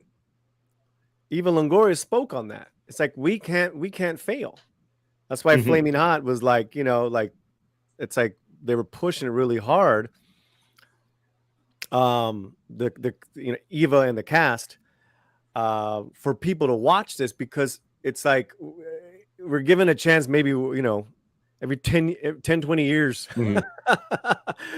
And even that Disney fucked up, because they didn't give it a theater release. They didn't. They put it on Hulu and Disney Plus at the same time, which is like, okay, so I don't feel like a movie is respected putting it on two streaming services to debut it. Time. No. Yeah. No. They should. And I know the Flaming Hot story, and it's a wonderful story. I love the fact that there's some debate about the truth of it, but I don't care about the truth of it. I love that the film got made. Well, it's it's a fun, feel-good story. Yeah. Braveheart, all those, they all embellish the truth, man. I don't, just like you said, I'm not going to movie theater for a history lesson. But the debate's really interesting, because every week there's like another thing. There's another thing. Right. And that's what I like about the debate. It's not saying he didn't do it. There's some question, and also you can tell the company, I think it's Frito-Lay, right? Frito-Lay. That they have a little internal debate as to who it is that made it, but at the same time they're not taking any stances, so it's kind of fun to listen to the debate. But I like the story either way. Did you see the movie yet? I haven't gotten to see it yet. Like I said, I want to watch it when I could pay attention to it, and right now, the family would love it. That's awesome. Yeah, see, that's the kind of thing I always look for. And there's some people, they'll put that family sticker on things, and it's like, why did you put the family sticker on that? That's not a family film. No, and they tamed down the faith in the movie, because it was actually a little more faith-based. What's the gentleman, the producer's name? Because he's done a couple of faith-based films. I got to meet him and the male lead. Great people. And here's the thing too. They can't stand the diversity talk. They really can't. They're like, I just want everyone to love this film. Oh, Devon Franklin? Devon, yeah. and he's a kind of a producing disciple of Will Smith. Oh, cool. You know, he's been working on that story for 7 years. He went with Eva because she was the best. Eva Longoria brought in like for her directing meeting, like a whole book as if she was gonna like ready to film tomorrow. Mhm. It's a great story, but you know, those successes, because it was a huge streaming success. That and Encanto were two Disney successes that was not because of Disney. Yeah. You know, they didn't get the Disney support until after the fact. Yeah. Right. And when you say it wasn't a success because of Disney, what and I have my own, I love Encanto. What is your thought on why Encanto is successful? Well, Encanto was the reason why Encanto was a success. It was incredible music, very entertaining, kind of like your generic magic realism, you know, Latin family, that kind of was accessible to a mainstream, you know, non-Latino audience, and it wasn't offensive, you know, to Latinos. That's what I got from it, you know. Well, how about you? Well, music is amazing in there, and every song's an earworm. Yep. in that, and that helps. I mean, especially for Disney, when they are hitting on all cylinders on the music, just forget about it. You're going to be. Yep. I'm trying to think of the last musical they did that was just bad, other than the live action remakes, because who cares? They're just Little Mermaid. It was so bad. We don't talk about Bruno. Madrigal. I mean, like, it was so fun. Encanto. The thing that I go ahead. Oh, sorry, go ahead. No. I could go on and on, but go on. I want to hear the thing that I really respect about Encanto is they have this background story of dramatic things, and they have this, you know, they're running from oppression and these people who are firebombing houses, and they have this going on in the back, and they're running from these very adult things that you don't want in a kid's film. So there's this layer of, okay, they're overcoming some real problems here, and right. You see more. I think the grown-ups understand Alma a little bit better. So there's this level that adults can latch onto, and maybe identify her. I'm like, no, Alma's not a villain, kids. She's good. She's just trying her best. Great characters. Yeah, every last one of them. Every one of them. All right, we got a couple comments, and then I want to bring up the Feed Me Hynas. That'll be cool.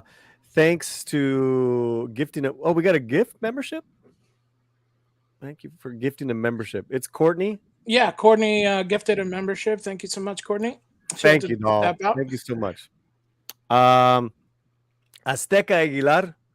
La vida de la sorpresa, sorpresa de la... Okay, ay Dios. Oof, that scene when Barry and his madre are dancing. This is an old song from Ruben Blades that they put in the Flash that the mom was singing and dancing to. And you had little Barry or whatever Barry's, you know, that whole little moment. And yeah, I did like that. I love the mom. Maribel Verdú is absolutely, you know, I could watch her in anything. There's a lot of good elements in the film. Azteca, it's just put it all together. But that was a cute moment. I would rather see Turkish superhero movies from the early 1960s, early 1980s than current Marvel product. Ooh. Oh, I love that. Oh, that's perfect. The thing. Ooh.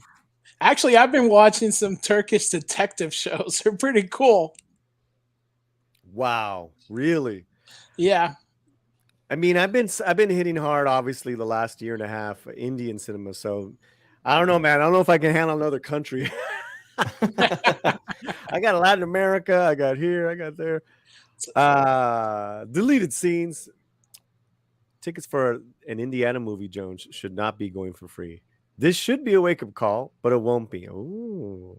I mean, when's the last time you heard of free tickets for any movie out there? Right. Yeah. That's pretty bad. I mean, when they said 60 million opening weekend for what you know, it's funny that we have within a month of each other 2 movies that could be the most expensive movie ever made. That shows a problem. And Pro and I were talking about this. Released a video today on his channel that The Flash and Indiana Jones here by connection, we're kind of reaching peak member berries here. That The Flash is throwing everything. I mean, are we talking spoilers on Flash at this point? I think. Yeah, we're good. Yes. But I mean, okay, so you got George Reeve, Christopher Reeve, you've got the Supergirl from back in the day, George, just anything, literally anything. And they got Michael Keaton in there. I think while Hollywood has been so quick to learn lessons in the past, I don't know why they refuse to learn the lesson on member berries. They can't just throw something from the past on the screen and say, look, we did the work. No. And I think maybe Marvel might be scared because you got Secret Wars and Kang Dynasty that are sounding like they're just going to be this stack of cameos across anything that Disney owns or has access to at this point. And I think the market is already saturated at this point, and they're going to have to figure something else out before they get there. I'm voting strictly on hotness. You know what? Nice pivot. Let's do this. Firme Hyna battle. Jonas, welcome to the Firme Hyna battles. Ándale, pues.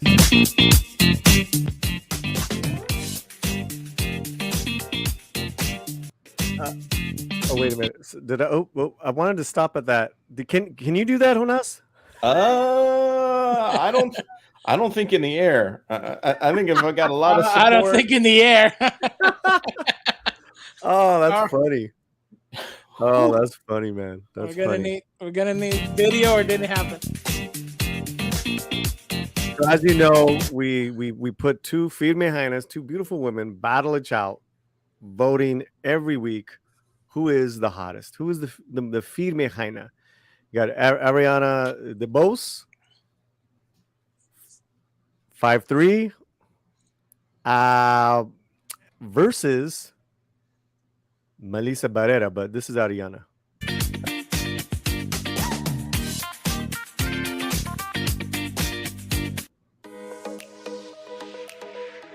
Ooh. There you go.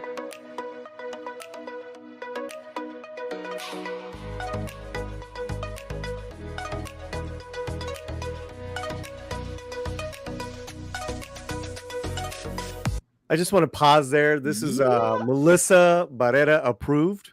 I'm just saying. All right, so I'm not talking about some woman who doesn't want to be objectified on the internet here, you know. Right. She took this photo, she posted it on her own Instagram. That's what I call women power. Well, I think I'm going to have to go with Melissa here. Yeah. Although either of them are quite lovely. Oh yeah. Whew. Okay, we're gonna close the voting up like any second now, guys. So if you haven't voted, vote right now. Ariana DeBose or versus Melissa Barrera from Mexico. 5'7", nice height. Plus, it sounds cooler when you say Melissa. Melissa. Yeah, we got 64 votes. Come on, guys. Get it up. Those numbers up. Let's get some more votes on there. All right, great. And we're waiting for the man of the hour, but until then, he sent the slant $50. Damn. Wow. Woo. Usually I got to take my shirt off to make $50. What's going on? On my way, gentlemen. Apologies for the unexpected delay here. Can't wait to get in. That's my best impression of Pro. That was good. Can you read it as you know who I'm going to say, as Morgan Freeman, please? Oh, all right. Wdwpro for $50 American. On my way, gentlemen. Apologies for the unexpected delay. Can't wait to get in. Yeah. Did you always do voices, or is that kind of a new thing for you? Yeah, I got a little side hustle as a voiceover guy. Oh, nice. Yeah. I've lucked out. I've actually been on. I think it's still on broadcast television. There's some voice work that I've had that's made it to the national stage. So check you out, show. Well, WD and Jonas, you guys are gonna get our uncle.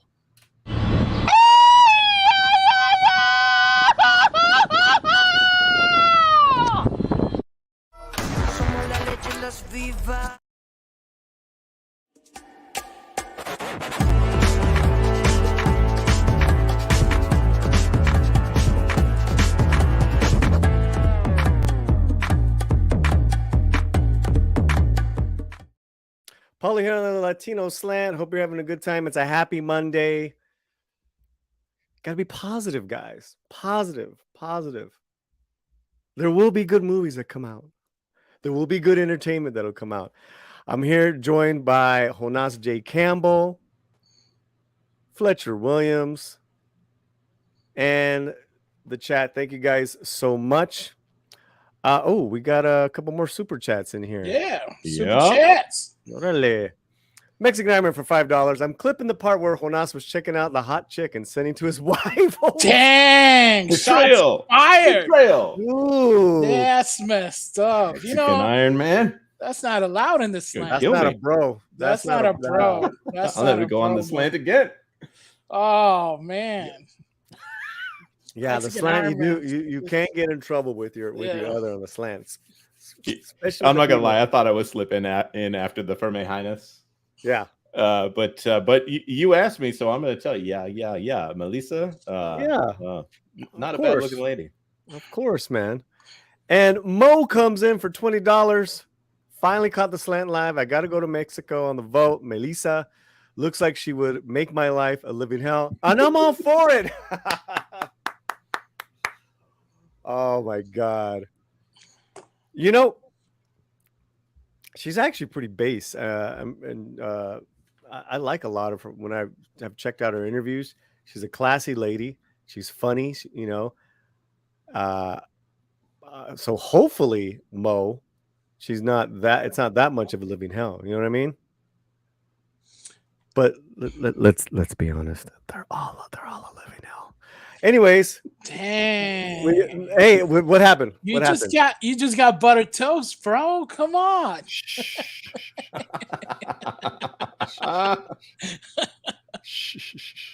Silence. I gotta go with Mexico on the vote. I think that's what he meant, not which part of Mexico you're going to, because Melissa's from Mexico. Mexico lindo y querido. So great. Thank you for that extra love. And this is for you guys.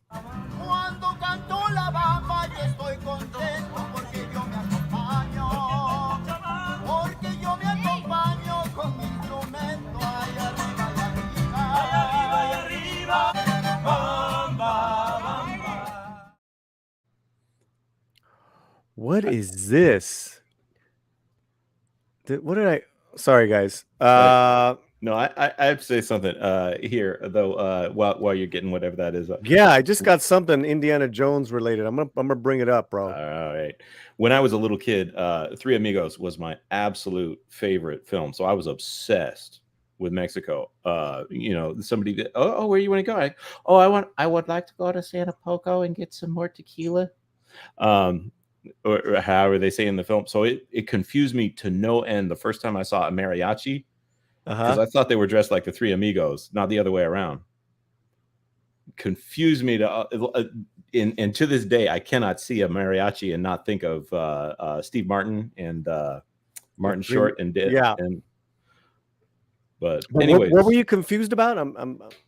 I thought that the mariachis were dressed like the Three Amigos, not the Three Amigos dressed like mariachis. Oh God, that's kind of terrible, but that's funny. That's funny. Yeah. No, they've been wearing charro pants for like 100 years. Yeah, it's not new. It's not new. Plus, I dig that giant bass guitar, man. That's that acoustic bass. Oh, it's delicious. Those are bajo great. Sexto? Bajo Sexto? Yeah, bajo. Yeah. Bajo. Guys, we were talking about earlier all the freebies, the Applebees and the wannabes and doody-dees. Well, Bobby C on Twitter just sent us this, guys.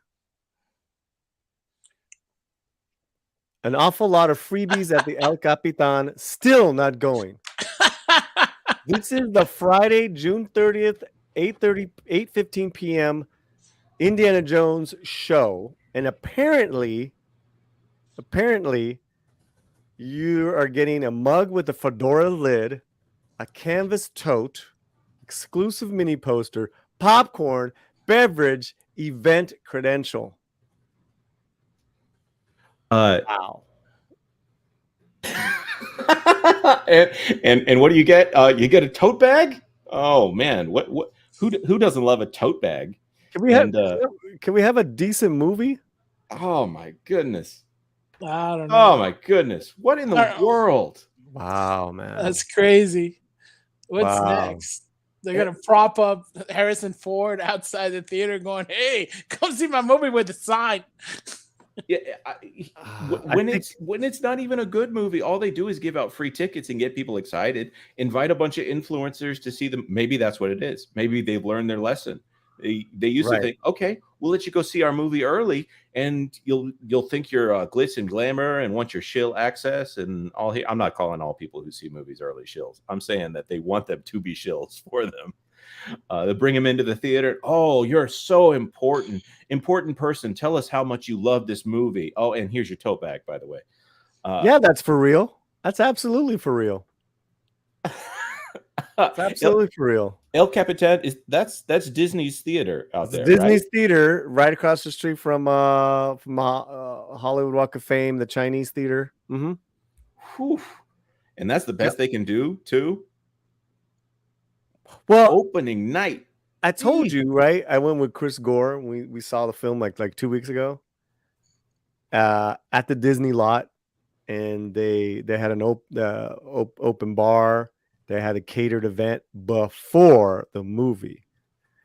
Gore was saying that never happens. To try to get you drunk before you watch the movie? Right. And I was telling Chris, I'm like, it doesn't work on me. I'm 8 years sober. I mean, I'm not going to... Maybe I should have had a drink just to get through that damn film. Dang. Whew. But, that's why you saw, people were in... and don't be fooled, guys.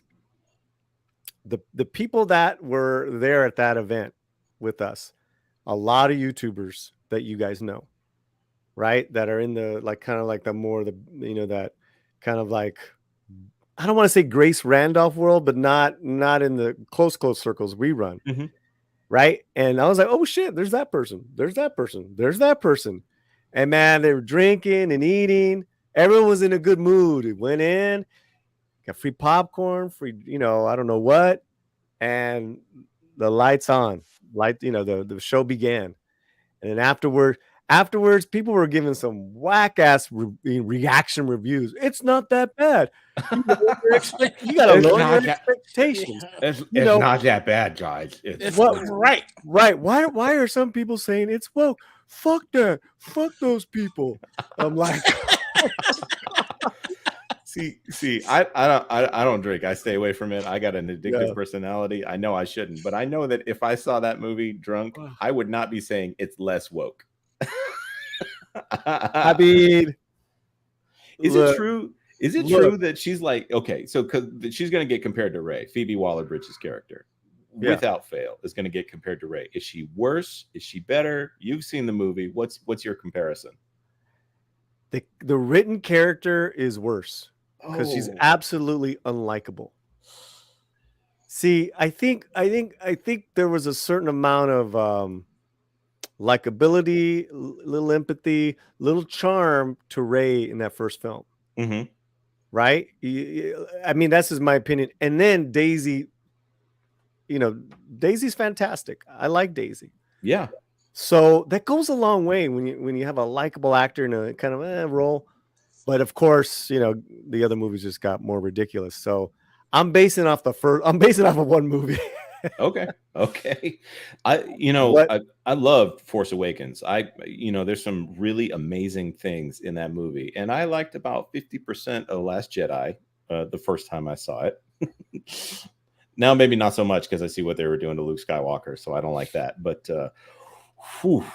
and Daisy Ridley, beautiful woman, and she's likable. Not those, there's I had a friend who used to say that women think that a handsomeness complements a good personality, where men think that a woman being hot excuses a bad personality. Yeah.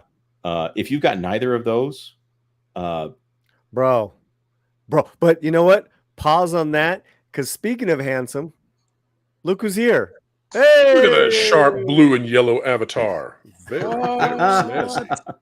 Oh, if he's here, my goodness. Actually, I hate to say it, I do need to run. I got something calling me that I cannot ignore. If you can, Jonas, I may be late, but I'm wearing deodorant. What's the deal, man? I'll get out as soon as I come in. Oh man. All right. Love you guys. Thank you so much for having me on. I'm gonna try to jump back in if I can. Yeah. See ya. Everyone, Wdwpro, everyone. And por favor, discúlpame. I am so sorry for being so late, but it was just one of those situations that could not be fixed other than if we had seen in 2020 vision and realized, oh, wait, all of my equipment is somewhere else. Wait a minute. But I'm happy to be here now. Yeah, is everything okay now? I mean, when I saw the note, I was like, oh my God, he's not going to make it at all. Well, what was funny, so I was working remotely and driving 2 different vehicles. And so my wife driving separately. And towards the end of my commute, I realized, oh my gosh, she has all of my equipment from working remotely this morning. What am I going to do? And so we scrambled to see if Jonas could come in and fill in. But happy to be here now and chatting with all of you. And it seems like it's been a great show so far. Yeah, no, we've really had a kind of a talked about a lot of subjects. Had a guest director on, as you know. You all didn't need me, little old pro. Right. Hey, man. Hey, first of all, congratulations on your channel. Your channel, not this guy who's VR. I don't know who he is. Your channel. Wow. Well, thank you so much. Now, I don't know if you heard on the radio, and perhaps you guys discussed this, but Valiant Renegade was actually on a major radio station. I think CBS News. He was on over there in Los Angeles, reporting on the amount of money that Disney has lost since Lightyear on their box office numbers. So CBS News, LA. Fantastic job. I believe so. Yes, and he'll be sharing that on Twitter, I'm sure. Fletcher, go and find that for us while we're hanging out, please. Yeah, I'll get you the link right now. No. Fletcher will do it. Fletcher, I want to talk to you. Fletcher, yeah, go for it. What are they, man? Well, this is your first time here. Thank you so much. All the people that are watching live, retweet this, reshare it, let people know we're here. It's a happy Monday, as much as we can, as much as it can be. Listen, brother, what do you cover on your channel? Let people know who aren't familiar with you. I mean, by now I think everyone knows, but you never know. Yeah. So I cover everything that should be fun, which is broad enough, I believe. But in particular, we talk about movies, streaming, tourism, travel, with a specificity geared towards Disney. And Disney seems to be providing all kinds of news. Of course, they are the behemoth. They are the big one. And watching them fall from grace has been something to behold. And so, people say, well, why do you cover Disney so much? Why don't you cover DC more often? Which, fair enough, right? We're watching The Flash with Ezra Miller, perhaps portending what could be a very poorly received Blue Beetle if this trend continues. But really, Disney has been such a part of the zeitgeist of whatever this change in direction in the culture is.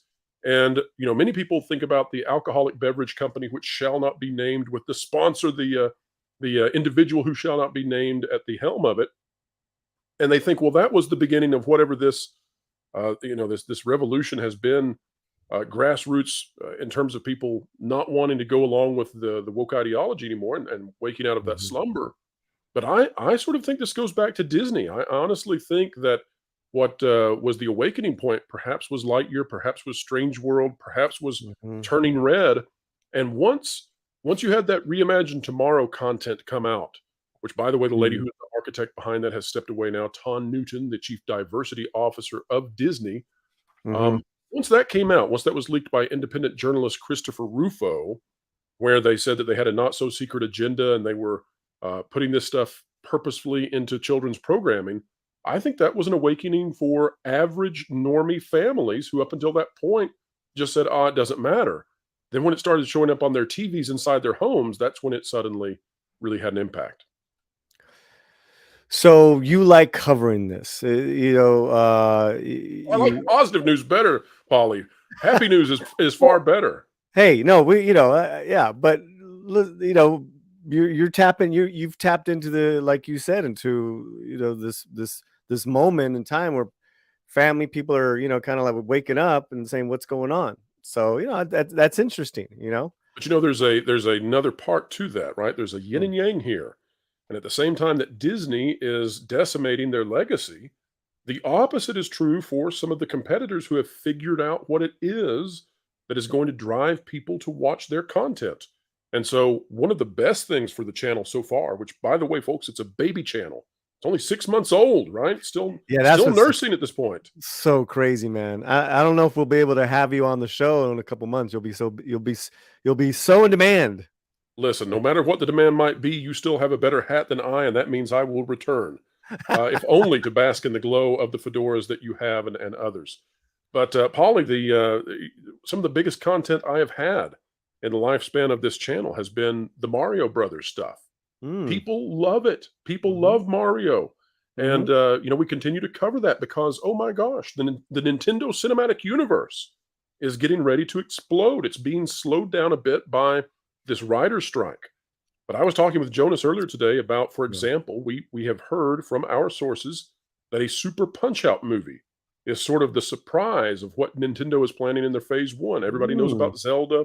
People are talking about the possibility of Metroid, but a Super Punch-Out. And Jonas was saying, well, oh my gosh, what if they cast the trainer character? You could cast Carl Weathers in that role, and oh my gosh, how cool would that be? And that's the fun part. It's cool. Not so much fun to cover Disney all the time in their drops, but when you get to cover stuff like Tom Cruise and what he's doing, I mean, he has resurrected his career in a way that nobody could have fathomed 5 years ago, right? At one time, he was jumping on a couch on Oprah. Yeah, he was almost written off as a wacko. Oh, yeah, well, and perhaps he still is, but he's a wacko on a motorcycle running off the side of a cliff. Well, I was going to say was that that ruined his career, that ended his career, and obviously, it didn't end. But he's always entertained. Like his movies have always been entertaining. Yes, and he takes them incredibly seriously beyond what other actors often do, which is really saying something. Yeah, I'm lucky enough to go tomorrow night to see the film. Wonderful. So, I cannot wait to hear your thoughts on it. Yeah. I know you've already seen, of course, Indiana Jones, The Dial of Destiny, and you passed by the open bar in which they had only the finest beverages available, right? No imbibing by Paulie, but no. The food was good. The food was better than the movie. So what food did they have available? Are we talking about sushi? What are we talking about? They had kind of like incredible grilled veggies to empanadas with meat and chorizo, and it was all very kind of like that indie kind of feel, like as far as like the So you say empanadas, was it like a South American kind of cuisine? Right, South American, and they had like the decorations. It was pretty. Did they know to hide an olive in the empanada? No almond. What did you say? Almond or olive? Olive. Yeah, they didn't have olives in there. Oh man, they were American caters, but it was good. It was good. Fantastic. And when talking to Gore, that shit never happens. Maybe afterwards, but before. And there was three bars stations to the one long food station. Well, you've got to wine and dine, right? You've got to swag and snag those good reviews. Any swag bags on the way out? No. Oh man, see, that's what's happened. That's why they could have had the Rotten Tomato score up to 70% by now with swag bags. Yeah. I mean, that popcorn when you walked in. Listen, if I was like 20 years younger, I'm 52.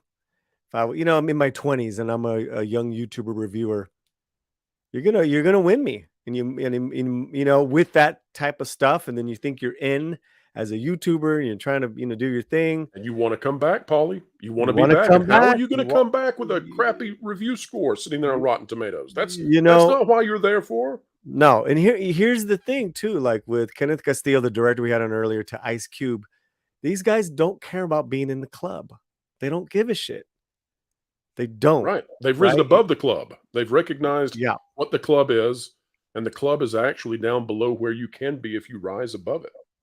Yeah.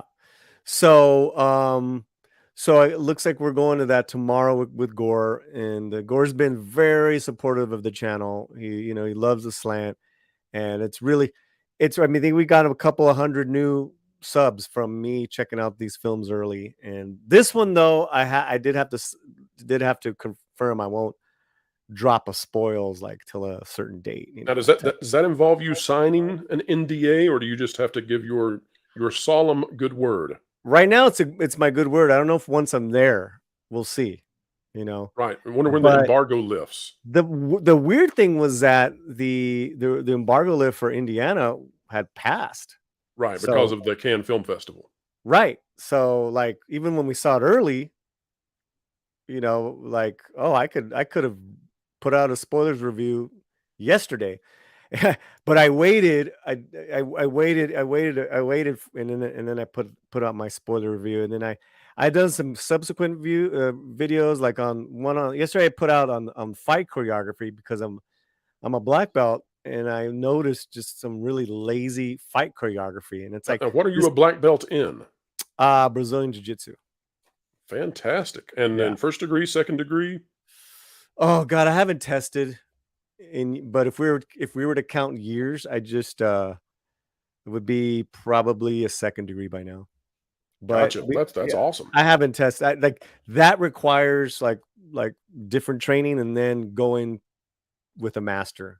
Maybe that's why Chris is taking you to these premieres. Maybe he knows that, especially in the Disney camp, he's in enemy territory. He needs somebody who can brawl if necessary. It's him, it's Dante, Verbal Ride, myself. We're kind of like the punk rockers, But let me tell you, everyone loves Gore. He's very highly respected, man. Well, he's been doing it for forever, right? He's been doing this since the 80s. And just like you were talking about how great it is that he has come aboard, brought you into what he's doing.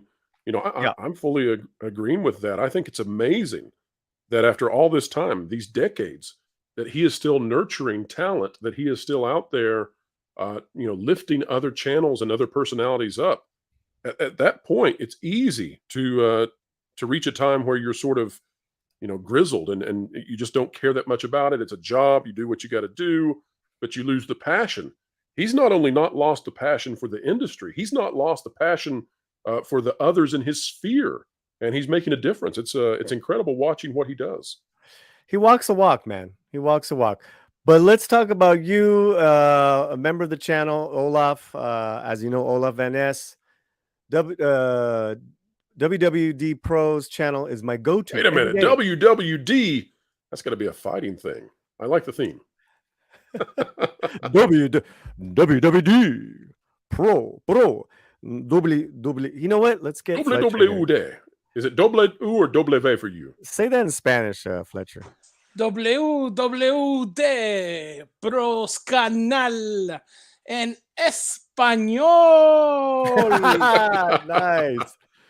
Nice. I don't know if you know Fletcher Williams, one of our producers here on the channel. WD Fantástico y muchísimas gracias. That was a great intro. Thank you, Fletcher. Muchas gracias, señor Pro.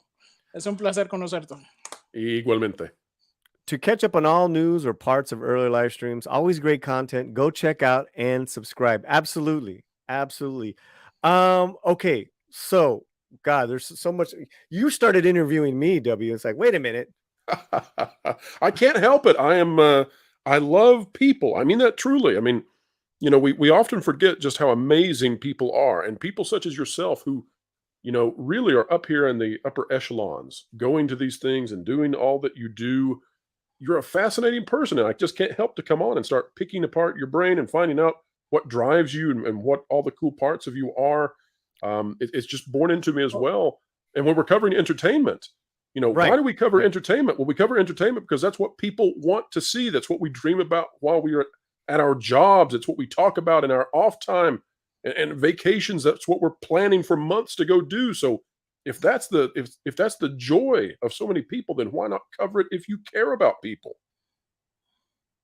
Absolutely. And another thing that I love to kind of like spotlight, kind of like to maybe let people know, hey, it's really like this is, the life of an actor or writer director, because my lady is one, and she's a working actress, and we have a lot of friends in the business.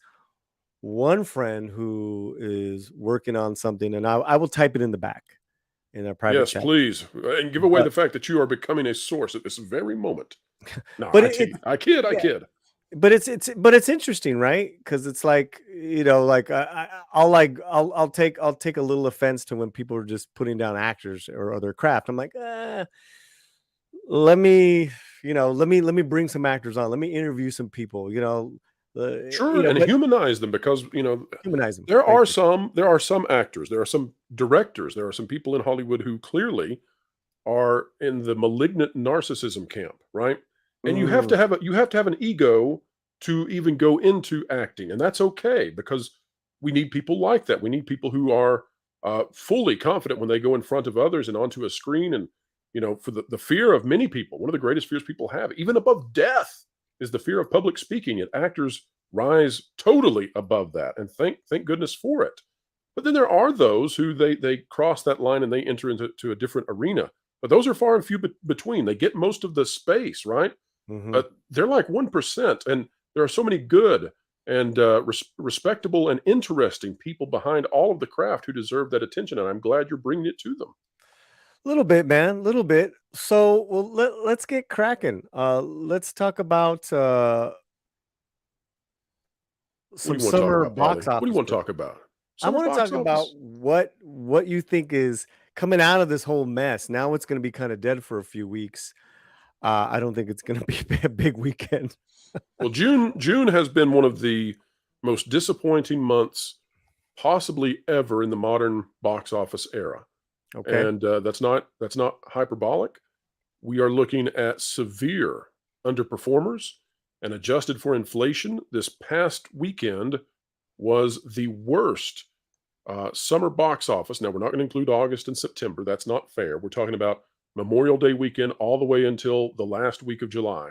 But adjusted for inflation, this is the worst weekend we just went through since at least June 1994, and probably goes beyond that. This is probably the worst since we have been tracking this 1975-ish. That's how bad Wow. this was. Paulie, we've got two films that were contending for the top place as we head Temple. towards Independence Day weekend, Right. and neither broke 20 million. Neither. And movie tickets have doubled in the last 10 years. How's that possible? Wow. I don't know. You tell me. What are your thoughts? Well, in terms of The Flash, it's a disaster film. There's all kinds of finger pointing going on now. You have Variety coming out and blaming Zaslav and others who, they were not the coach of this team when this was being implemented. But here they are. They've got to put the team out on the field. And so I don't think it's fair, clearly, by the way I'm framing that. I don't think it's fair to current leadership that this is failing, but it also does not signal that we are heading to good waters, smooth sailing for Blue Beetle, etc. And we have to go all the way until James Gunn can get his first real films out of there in order for us to see perhaps a turnaround. The problem there is that we're in a writer's strike. So who knows what the timeline is going to be now, as much of Hollywood is beginning to completely shut down in terms of production. And then on the side of Elemental, well, I think probably what is going on there is that Pixar and Disney Animation Studios have damaged their relationships with families. And many people, and this is starting to change, by the way, as the media realizes just how catastrophic it is. That means they need to retcon their opinions. Mm, But many people wanted to claim that this was just, the backlash was just coming from far right families, from far right flamethrowers, etc. But it's really coming from everybody moderate, even to the left. And then, of course, you've got the conservatives as well. But people don't want to go to a movie with their 3-year-old and explain gender theory on the ride home. they want to tell their child not to put popcorn up their nose. And so, that's what they're getting out of Puss in Boots. And by the way, Puss in Boots was making killer bucks in the box office while it was also available on streaming. It blows up the narrative there. You've got movies. You've got Mario Brothers just absolutely destroying it, right? Second highest grossing feature-length animated film of all time. So that narrative is blown up. And then you bring out Elemental, and it does nothing. Well, the reason is because families are actively saying, I'm not sure about going to see a Disney movie anymore. And it cannot just be conservatives, because what would Elemental make in the past era for Pixar? If you just put the name Pixar on it in 2016, what does it do, right? Well, you're far below a 50% drop. And that means it can't be just half the country. It's way more than that. Way more than that is saying, you know what? We're not going to take the kids to go see that because I don't know what's in it. I might be for what's in the movie, but I'm not ready to have that conversation with my 4-year-old yet. Okay, I'm bringing up the releases coming up in the next few weeks. Whatever you see, just throw out your thoughts here. Obviously, June 30th, you have Indiana Jones and then the Teenage Kraken movie. Any thoughts? Well, let's talk about Indiana Jones, because you have seen it. I have not. No. But I have a theory based on what you have said, what Chris has said, what other people who've seen the film who've talked to me in private have said. We got a theory on this thing. Go for it. I don't know what's going to happen in the first weekend. It's currently tracking probably to hit somewhere in the 60s, 60 million to 70 million. However, Disney films continue to drop as they reach theaters. So that's a little scary. But my theory is, and you tell me if I'm wrong, but I'm worried that this film is actually going to make audiences angry when they leave. And, we're talking about a spectrum, right? So some people are going to love it. Some are going to hate it. But overall, I'm worried, and I'm being spoiler free at this moment. Yeah. But I'm worried that the ending of this film is a massive metaphor for everything people have despised about this new girl boss trope. And I think that's going to make normies very, very uncomfortable. What do you think? Is this going to be a film that has horrid word of mouth? Yes, for sure. Absolutely. At the end of the day. Now, if you're a Phoebe fan, you're going to love the film. Oh, there's huge throngs of those out there in Middle America. No. Kansas City Phoebe fans are going to be all up celebrating. But, we were talking about this. It's like, what if they had insert, likable actress, Jennifer Lawrence, Scarlett Johansson, I'll take Amy Adams, Sure. That would have like just brought a whole different likability to the character. Now the character's written pretty bad. So, Paulie, here's what we debated. Yeah. I and Valiant Renegade, we talked about this. Mm-hmm. Talking about the opportunity cost here. We've got Phoebe Waller-Bridge fleabagging over there with Indy. Mm. If they had put the gentleman who plays Short Round, who is having quite the time this year, accolade after accolade, if they had put him in the movie instead as the secondary character and Harrison Ford as the lead, as he should be, but if Short Round had been there as a character through the movie, not a cameo, how many hundreds of millions of dollars is that worth that they gave up by doing what they're doing, which is clearly a Kathleen Kennedy insert? I want to go back to you saying, will people be angry? They're going to be angry because I was angry because they gave me 30 minutes of an Indiana Jones film. And then that wasn't at the end, I suppose. No, it's at the very beginning. And then they give me 2 hours of what we've all been talking about. And those 2 hours are boring. Indy is not Indy, and then all the other stuff. So, Paulie, it would be as if you went to a fine dining establishment, and to start off with, they brought you the finest empanadas as an appetizer that you could imagine, and then followed it up with 6 more courses of cold, stale chicken McNuggets from the Mickey D's next door. Or even worse, right? Come on now. To use that Mexican, dishes. It's as if you got like some bomb ass empanadas, and then you get your food, and you have shitty beans. Fletcher knows. bad frijoles, that's the worst, man. That's the worst. That's criminal in some countries. Criminal. Straight to jail. Get your beans right, folks. That's the message here. Yeah.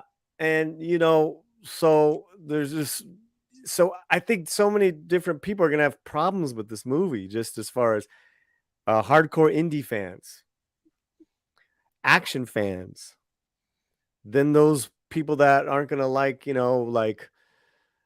not believing this female character who is not athletic, not like a Ronda Rousey or a Scarlett Joe, who's kicking everyone's ass in the film. What? We got another Brie. Is that what you're telling me? Worse. I mean, I think at least because Brie had superpowers. Well, maybe Fleabag does. Maybe that's where we're going with the next one, right? We've done aliens. We're doing time stuff. Don't want to give anything away. Maybe when she finally gets her film, she'll be a super heroic archaeologist. Who knows? I think it's going to be very interesting, the discourse the next couple of weeks. I think this film is gonna. I don't even think it's gonna make that much money. Well, the floor now domestically is in the low 200 million, and that really. So when you see the opening and they have such a wide range of opportunities, but when you see the floor on these projections now drop that low, it really tells you that there's trepidation inside Hollywood as to what could happen with this film. And I'll tell you the other thing, and this takes us into another film that's opening.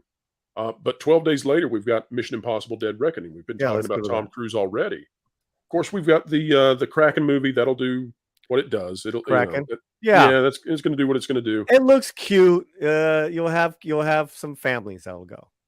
Right, and whatever. Let's say it does. If on the high end, it might do 15 to 20 million, and good for it if it does. Right, but you've got Mission Impossible coming out just 12 days after Indiana Jones and the Dial of Destiny. And that tells me that Indy has 12 days to make its money. And so after that, you're talking about maybe it can gather 20% of its total run after the 12th day. I mean, it has less than 2 weeks of runway, and it's over. I mean, you got 12 days until, but then you're coming into still a pretty healthy Spider-Verse. Spider-Verse is still doing quite well. I mean, people love going to see this film multiple times. You know what? I went yesterday because I'm gonna interview the head. We were just talking about this, right? I'm bringing in the head of the storytelling, the animator. Yes. I'm coming in this week. So all right, let me go see it again. This is my third time seeing it. I'm a geek for it. I love it. Here's the thing with the audiences. They were enthralled the entire time. You can have storytelling problems. You could say that it's half of a movie. The audience didn't care. They were just like laughing. Oh my God. Yes. Yeah. I mean, and I'm hearing kids' voices, WD. I'm hearing. Oh, yes. Well, here's what's going to happen. There's none of that in Indiana Jones. None of that. There is that first 20 minutes, 30 minutes, then it's gone. Well, and you never want to have the situation where your film opens in a fantastic way and then disappoints at an increasing level the rest of the way. That's not going to result in people leaving the theater with a smile on their face. That's sort of the Last Jedi approach of how you really wipe out a franchise. And perhaps perhaps they want to kill the franchise for good. They're certainly doing a good enough job at it. But I think the postmortem of this summer is going to be interesting in that I think that the theater owners, the chains, are going to say to themselves, now wait a minute, here we are, putting out these 4,000 screens for these big blockbusters. And some of these big blockbusters are annihilating themselves before they ever make it 2-hour screens. And so we did a study not too long ago where we determined that this past Tuesday, Elemental was pulling in an average of 66 customers per screen per day. So from the time that screen opened, showing Elemental until it closed, 66 people walked through the door other than the custodians. For Elemental, that was on a Tuesday. Now Tuesdays and Wednesdays are the low points, right?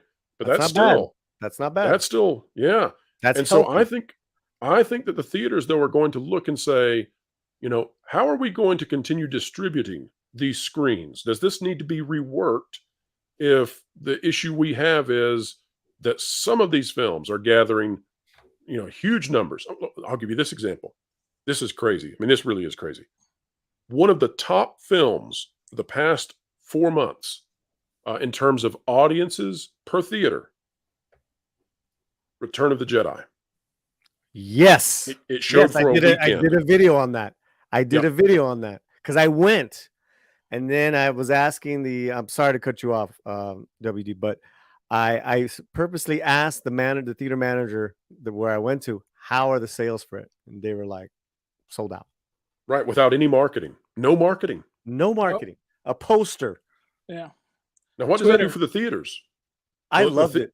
The theaters say to themselves, they say, we can continue to do these contracts with the studios where we promise them X number of screens. Mm-hmm. And then we are at their mercy as to how they market the film and damage their own prospects. Or we can begin to do more of these special event weekends with legacy films, with big sporting events where we play it live, whatever. The theaters have many options here. And the studios had better take notice, because we can't have another June, right? If you go back to April, when we were wrapping up the Mario movie, analysts were predicting that this was going to be a huge comeback this year for the movie industry. And everybody was singing the praises of how well this was going. Yeah. Now here we are at the end of June, and June has cratered. June has collapsed. Well, because it's not just one movie, right? Yeah, it's over and over. Flash, Transformers, Guardians is the one. Guardians is the one, but that's a slow burn, right? It has legs. Right, and it was pushed out by those. Remember what we talked about the number of screens? Pushed out by the fact that the theaters don't have their own option to say, you know what? The Little Mermaid is taking up our screens and nobody's going to see it. Let's put Guardians on there. They don't have the option because they're in these contractual agreements. Right. I was saying that earlier in my initial report was that, listen, Elemental, Little Mermaids, they're making some peanuts, but that's because they're contracted and still in a lot of movie theaters right now. That's right. And when you start looking at the number of people in those theaters, that's when you realize, that's why the theater owners are angry. I see. They're making money, but per theater, not so much. Right. Okay, so let's jump to August, and well, let's not forget Oppenheimer, though. I'm curious what you guys think about Oppenheimer. How is this one going to do? How's the next Nolan going to perform? Against Barbie too, because they're talking about these two guys duking it out, right? And I wish they weren't on the same weekend. I'll tell you that. Really, and I bet theater owners wish it too. I wish they were not debuting at the same time. Yeah. I think the last month was a casualty of just too many big movies opening up. They're like kind of clumped together. Okay, Oppenheimer, I think it'll do decent. I don't know Chris Nolan's movies that aren't Batman that break the bank. Like Interstellar or 1917. I see them all. Sure, they're film aficionado favorites, but they're not. They don't stick with like the teenage crowd. Your 18-year-old is not highly enthusiastic about going to see Oppenheimer. Right. Yeah. But maybe 30 to 40 million. Does that sound like a possibility for its opening? Or is that too high, do you think? Maybe. Why? I don't know why that sounds high. Perhaps because it's a difficult movie to watch, and it's a long one. Yep. Yeah. Barbie, I think, is the sleeper hit of the summer. You think Barbie's going to be the sleeper? I think so. I don't think it is. I don't think it's going to be a sleeper. I think it's going to be a hit. Oh, okay. Why do you not think it's a sleeper? Because every woman I talk to, well, not every woman. Roman doesn't want to go. A lot of them are in. Like this has a built-in crowd. Built-in audience already. So it's not a sleeper. Sleeper is like, comes out of nowhere. Barbie is a brand. It's a huge brand. And then you got the eye candy of Gosling.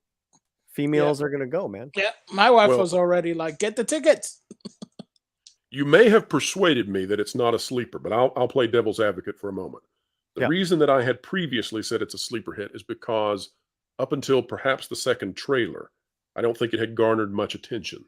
But both of the trailers have been grand slams in terms of marketing. They have done everything right in convincing audiences that this is something to see. I'm telling you, WD, it is built in for women, and it crosses all the lines of different women, from conservative to feminist. They all love Barbie. And then you got Greta's got base kind of like that cool respect from all avenues. I don't see it I see it as a not a for sure hit, but a hit. To me, a sleeper comes out of nowhere. That's all I'm saying. You have persuaded me, Paulie. I am on board with you. I take it off my sleeper list. I'll have to find something else to call the sleeper. Well, we're going to get to that hopefully in August. Shelly Lee, who's a member of the channel, very cool lady friend of the channel. I'm going to see Barbie and Oppenheimer on the same date. Battle of the auteur directors. Yes, well, nice. I will try. I don't know that I'll see both on the same day, but that sounds like a good time, Shelly, and very different experiences. To the point, it may not be much of a hurdle to go see both. Did we read this? No. Mexican Iron Man comes for $5. Member of the channel. Pro is the most badass thing to hit the internet, like a sonic boom. His arrival on YouTube has been epic and groundbreaking. Sort of like how you epically groundbreak through Windows. There you go.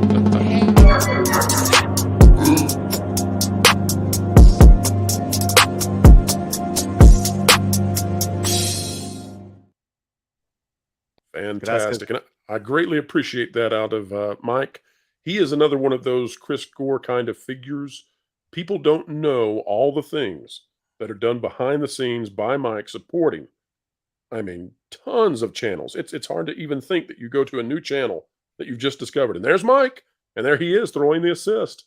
And he is great. He is fantastic at finding talent and zoning in on how do I lift this person up with seemingly no benefit to him. He just does it. And so Mike is a beloved figure in the community. Guys, we're here with Wdwpro. First time here on the Latino Slant with us live. Producer Fletcher Williams hanging out with you guys, getting some insight to the upcoming releases. July. I'm working towards August because we are the Latino Slant. We are excited about the Blue Beetle. Xolo Maridueña. Great cast for the familia.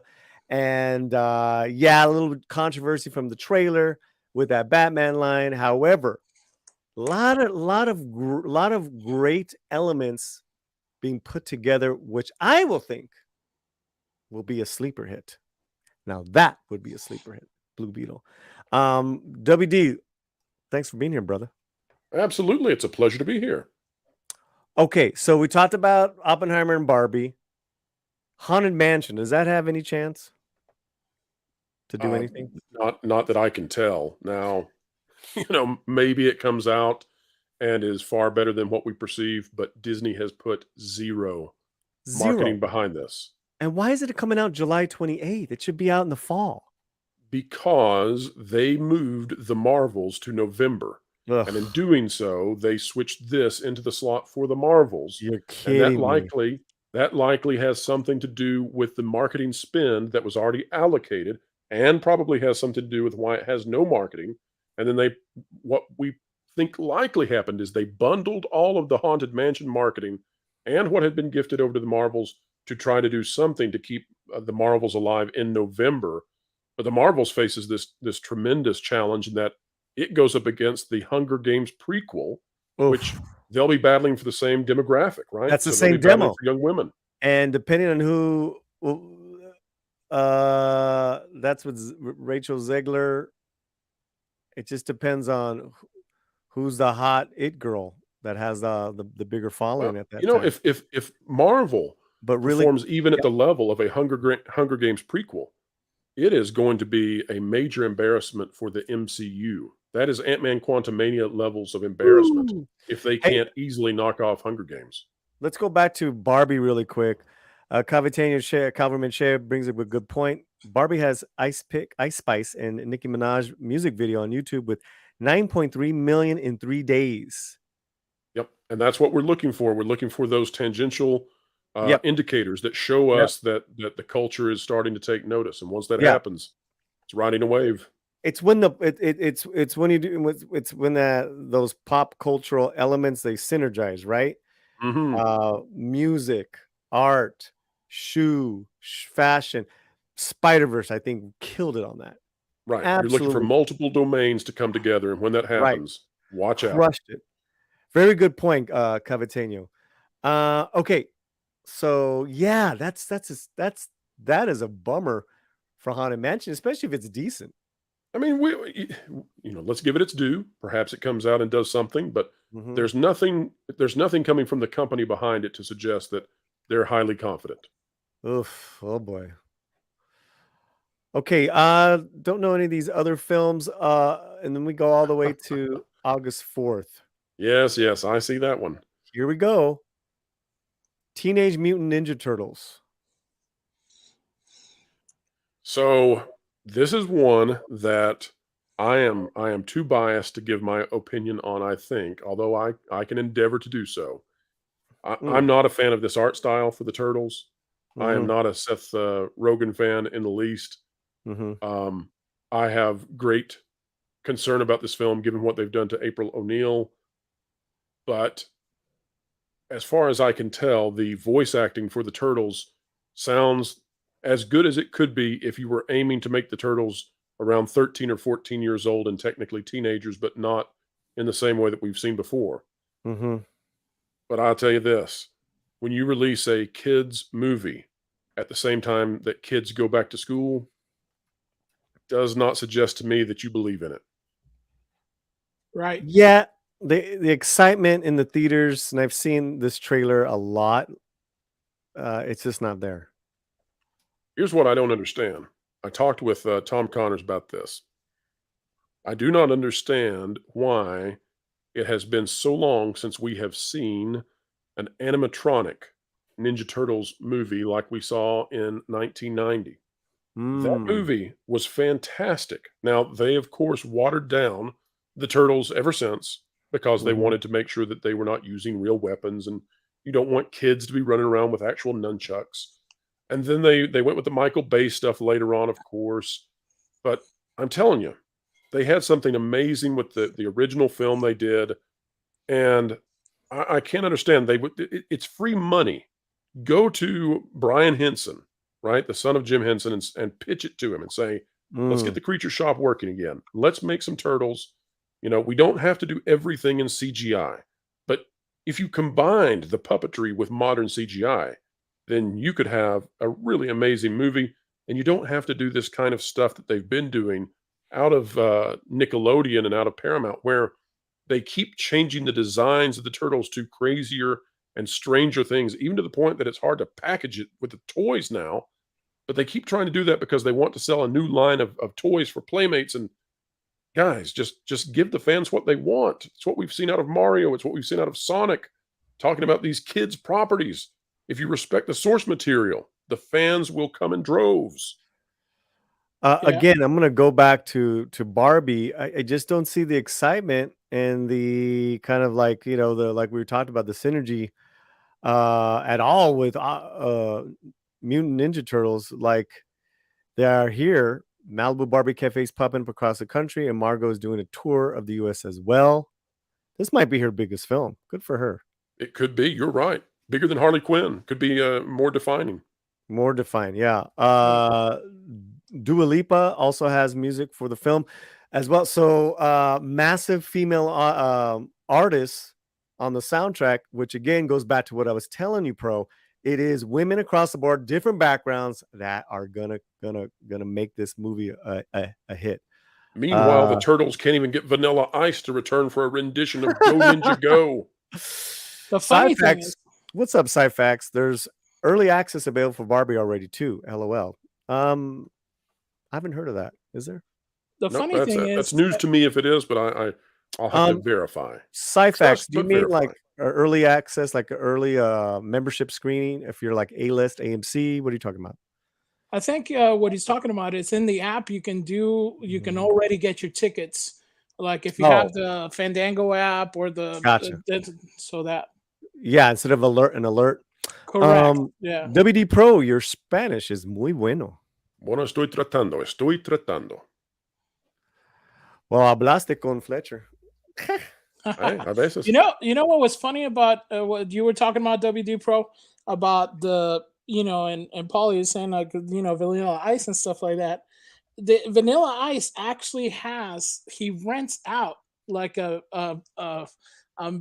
turtle van replica of the actual cartoon one. Yes. And he rents them out, and he has an Instagram page. He has huge following. He does all this stuff around Florida and different places, just on the nostalgia of the animatronic film. Okay, so let's go there for a moment because that's too much fun to not discuss for just a minute. Yeah, please. Talking about iconic cars that when you're driving on the road, if they're anywhere near you, or if you're walking on the sidewalk, downtown, wherever you might be, if you see one of these vehicles, you just have to stop and put a smile on your face. Like it brings joy. You're talking about the turtle van. That's definitely up there, right? If you see an actual turtle van, you're going to smile. The Ghostbusters, Echo One, you're going to smile. The Back to the Future DeLorean, you're going to smile. And I love these wonderful brands that do that to you. And I wish that for the turtles that they would get their act together, the people in charge of them, because when we see these 16-bit retro games coming out and doing bonanza on on Xbox and on PlayStation, the desire is there. The customers are ready. Their wallets are open. They just need the caretakers of the franchise on the film side to say, you know what? We're going to give you the heroes in a half shell the way you want them. Here you go. Right. I mean, it's all there. They created the toys already. They have the line. They have everything ready to go. Just give us a turtle wagon. Give us actually something that looks like the toy. Give us nostalgia because the kids want to see that. And because they also want to look up to their parents and be like, oh, I remember dad had one of these and all stuff, and how much so going on new adventures. And I think that's why like you were saying, the nostalgia factor cued in with an actual good movie like Ghostbuster Afterlife. They did capitalize on that. It's like, okay, you guys didn't like that one? Cool. Let's bring back, hey, these are the kids. You want the Exo wagon? Boom. I mean, they already got a sequel. And the thing here is, I was listening to you guys talk with Jonas about the member berry issue, right? So the Flash is using the member berries incorrectly because they've brought back Keaton, but Keaton is tied to this whole film that stinks in every other way. And you've got Ezra Miller, one of the most unlikable actors out there, doing the doubles, right? You've got two Ezra Millers on screen at the same time. It's like the worst episode of Family Matters, where Jaleel White is playing Steve Urkel and his cousin Merkel. Only it's the Flash who can't run. Well, guess what? If these studios would just figure out that we want the IP, we want it respected, and also you can give us the practical stuff, give us the stunts back. We don't have to have everything CGI'd. It's part of the problem with indie, right? Here, let me throw one more thing at you, WD. There's no second watch. What do you call it? Repeat watching. Right, repeat viewers. Repeat viewers of The Flash. I was there for 20 minutes yesterday, early, waiting for Spider-Verse. I was like, I'll dip into Flash. It was awful. Like, could you hear the crickets, and were the crickets opposed to what they had been subjected to? Yeah, it was just like, and I had went to an early screening of that as well with the Collider crowd. And they're oohing and on and everything. I'm like, come on.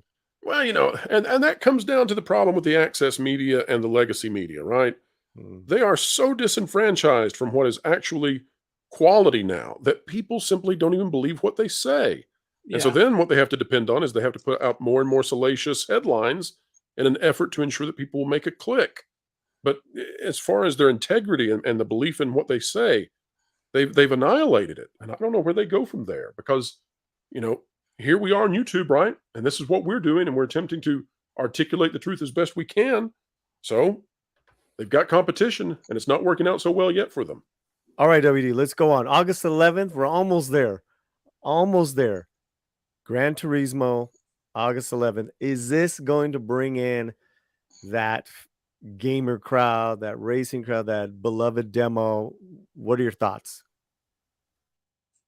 This one depends to me on the quality of the film. I think that it has a shot at pulling in some of the teenage guys, maybe some of the early 20s guys. Beyond that, I don't think it's going to be perceived as a very serious film, but I need to see how hokey it is. And there are some good actors behind this. So, when you see that there's a bit of gravitas, but let's see what happens. We'll see how it's executed. I haven't seen a review for it yet. We're a little early, but this is one that it's not going to be a great success. It's not going to be anything big, but it could be moderate if it comes out and is at least a 7 out of 10 or something. If it goes the other way, nobody's going to watch it. And this is what, 9 days after Talking about before it goes on to yes. Right, the 2nd, then you go the 11th. Okay. Yeah, and this one's really made for streaming. I mean, it's going to have a theatrical run, and that's sort of the icing on the cake that will be the streaming contracts that exist for it. I mean, I think for racing aficionados, for gamers, cool.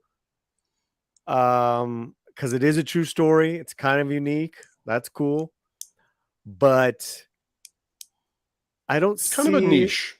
It's niche. Very specific. Right. And then you don't have a young actor who is hot as the lead. That's a great point. Right. Like when I say hot, not in looks, I'm talking which is he's a good looking kid, but I'm talking about like this guy just started, I don't know what, like on TV, like he's Xolo Maridueña. Like he's Xolo. Yeah.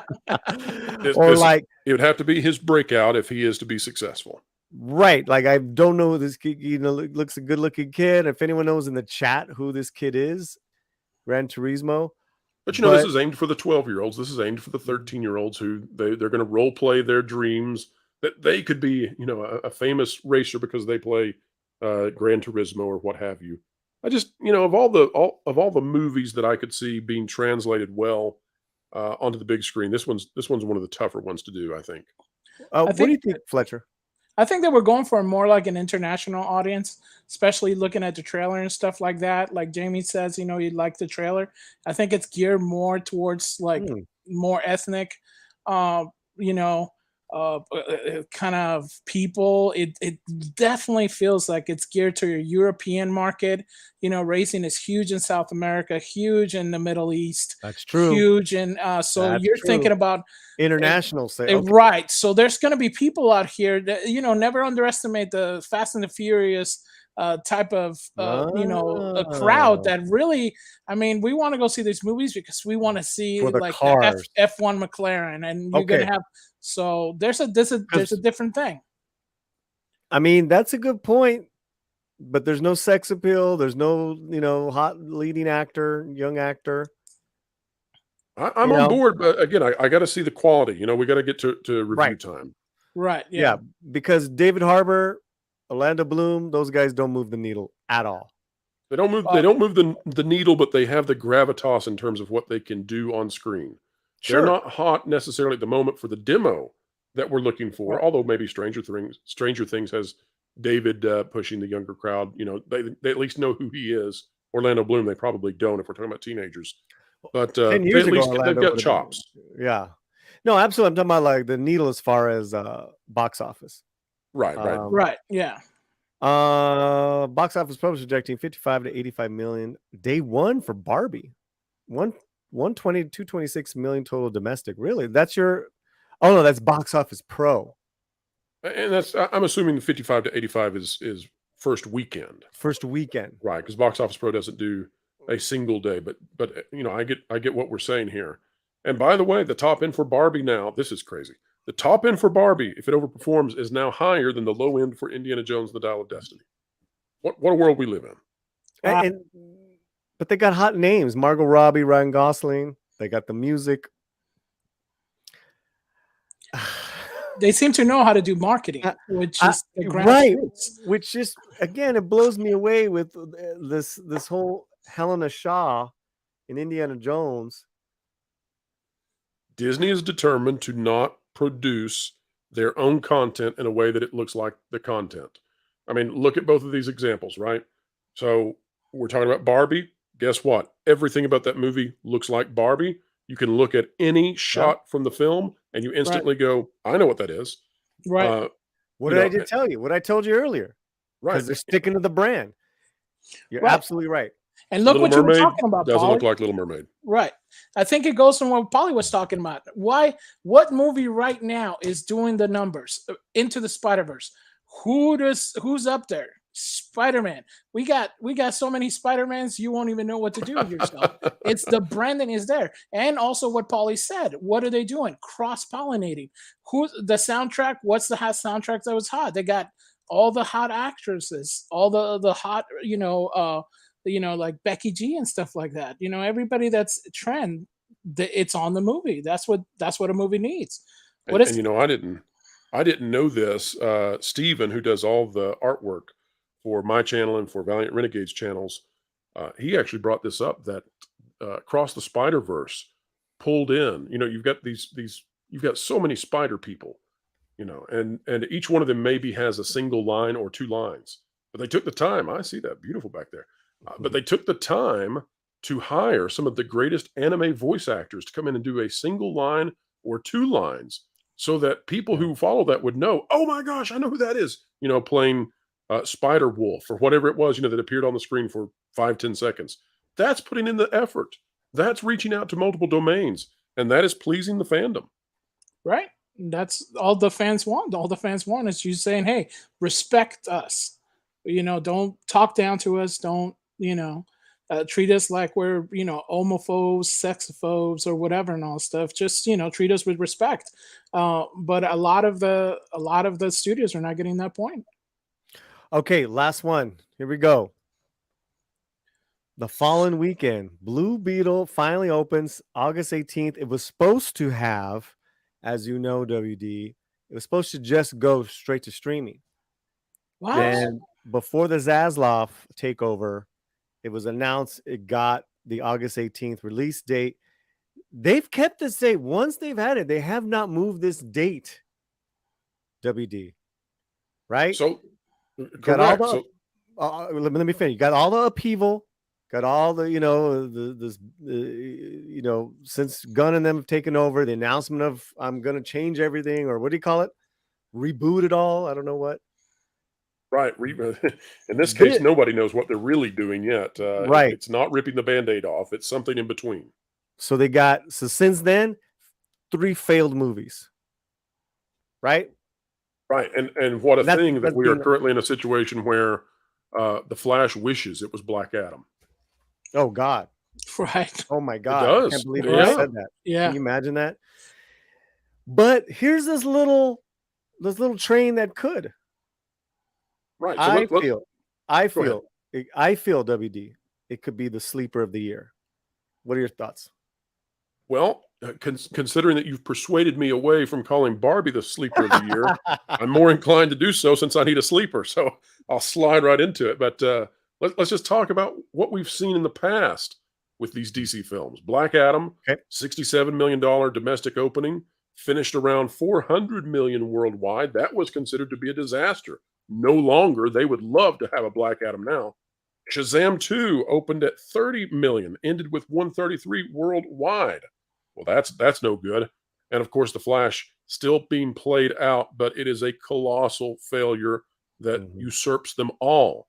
Now we've got the guy from Cobra Kai going in for Blue Beetle. We've got Susan Sarandon and George Lopez. Like we said before with the others, when we were discussing Gran Turismo, I don't think that Susan Sarandon and George Lopez moved the needle at all in terms of box office. Maybe George Lopez still does in certain demographics, but I think that it's going to perform at least better than Shazam! Fury of the Gods for sure, and it's going to perform better than The Flash. Now, can it pull a Black Adam? And if it does, is that perceived well, given the trend line, right? Because it's all about expectations. And if you can overcome your expectations, then you're doing something. So in some ways, the Flash has damaged it. In other ways, the Flash has set such low expectations that whatever Blue Beetle does, we're probably going to be astounded and say, DC is on the climb. And so it's all about PR. I think that it has an easier time now winning the PR battle. And I now too join you in saying perhaps it is the sleeper hit of late summer. Well, here's one thing I did mention, right? It cost way less to make. Right. Oh, dramatically. Yes. Well, they've been making the Flash for a decade, right?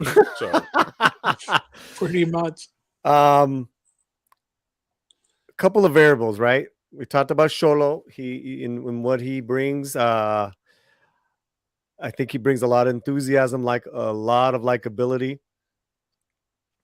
Becky G, who's going to be the voice of the Scarab, the kaiju. I forgot how to say the name. She brings a global audience. That could have a factor. Now, if it has good word of mouth, Latinos will bring their families.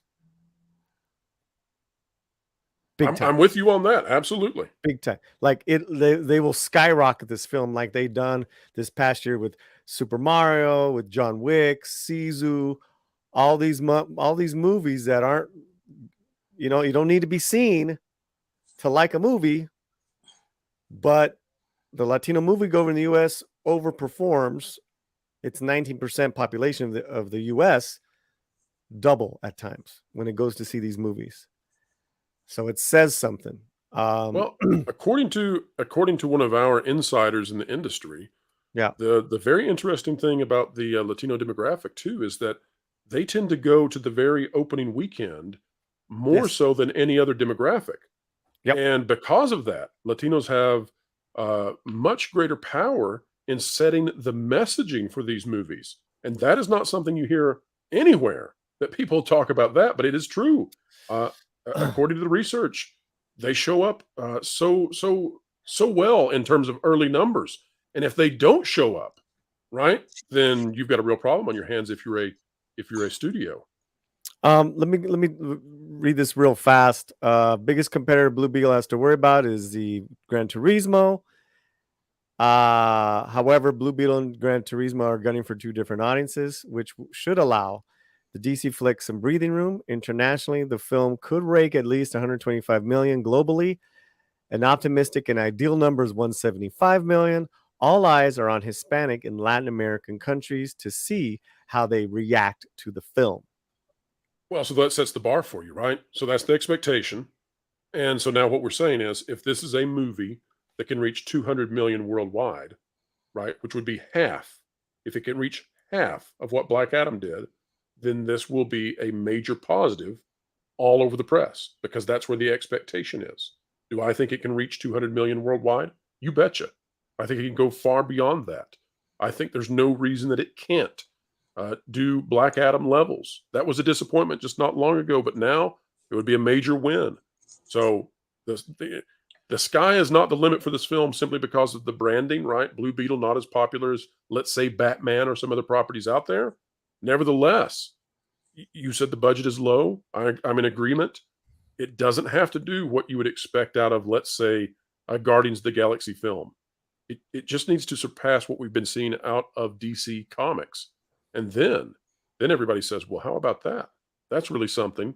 Let's see some more of Blue Beetle in the next phases as James Gunn comes in and reworks stuff. Right. They need to win. It could deliver. Right. I mean, look at you have Fletcher.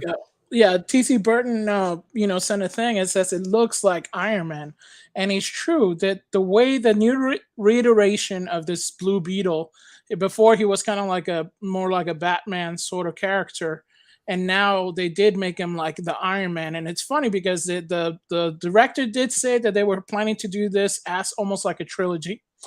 He already said, so the groundwork is there. It's already there. And James Gunn already says this character is the first character that we are going to have. And look at Solo, man. Dude is like, you can see little kids with that little backpack. Come on, I want that little backpack. He's exuding just wholesomeness. Come check out this movie. This is going to be fun. A movie audience are starving for fun. Families want to go see a movie that's fun. This kid is fun. This kid is happy.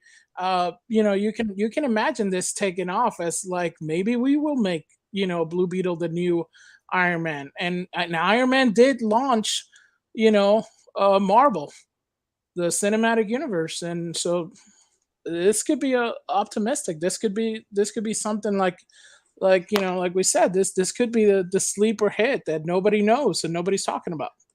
Well, so I'll say that it would make me exceedingly happy if this film does well for a variety of reasons, and not the least because of, look at the radiance you have there in that photo, right? Pure joy in that.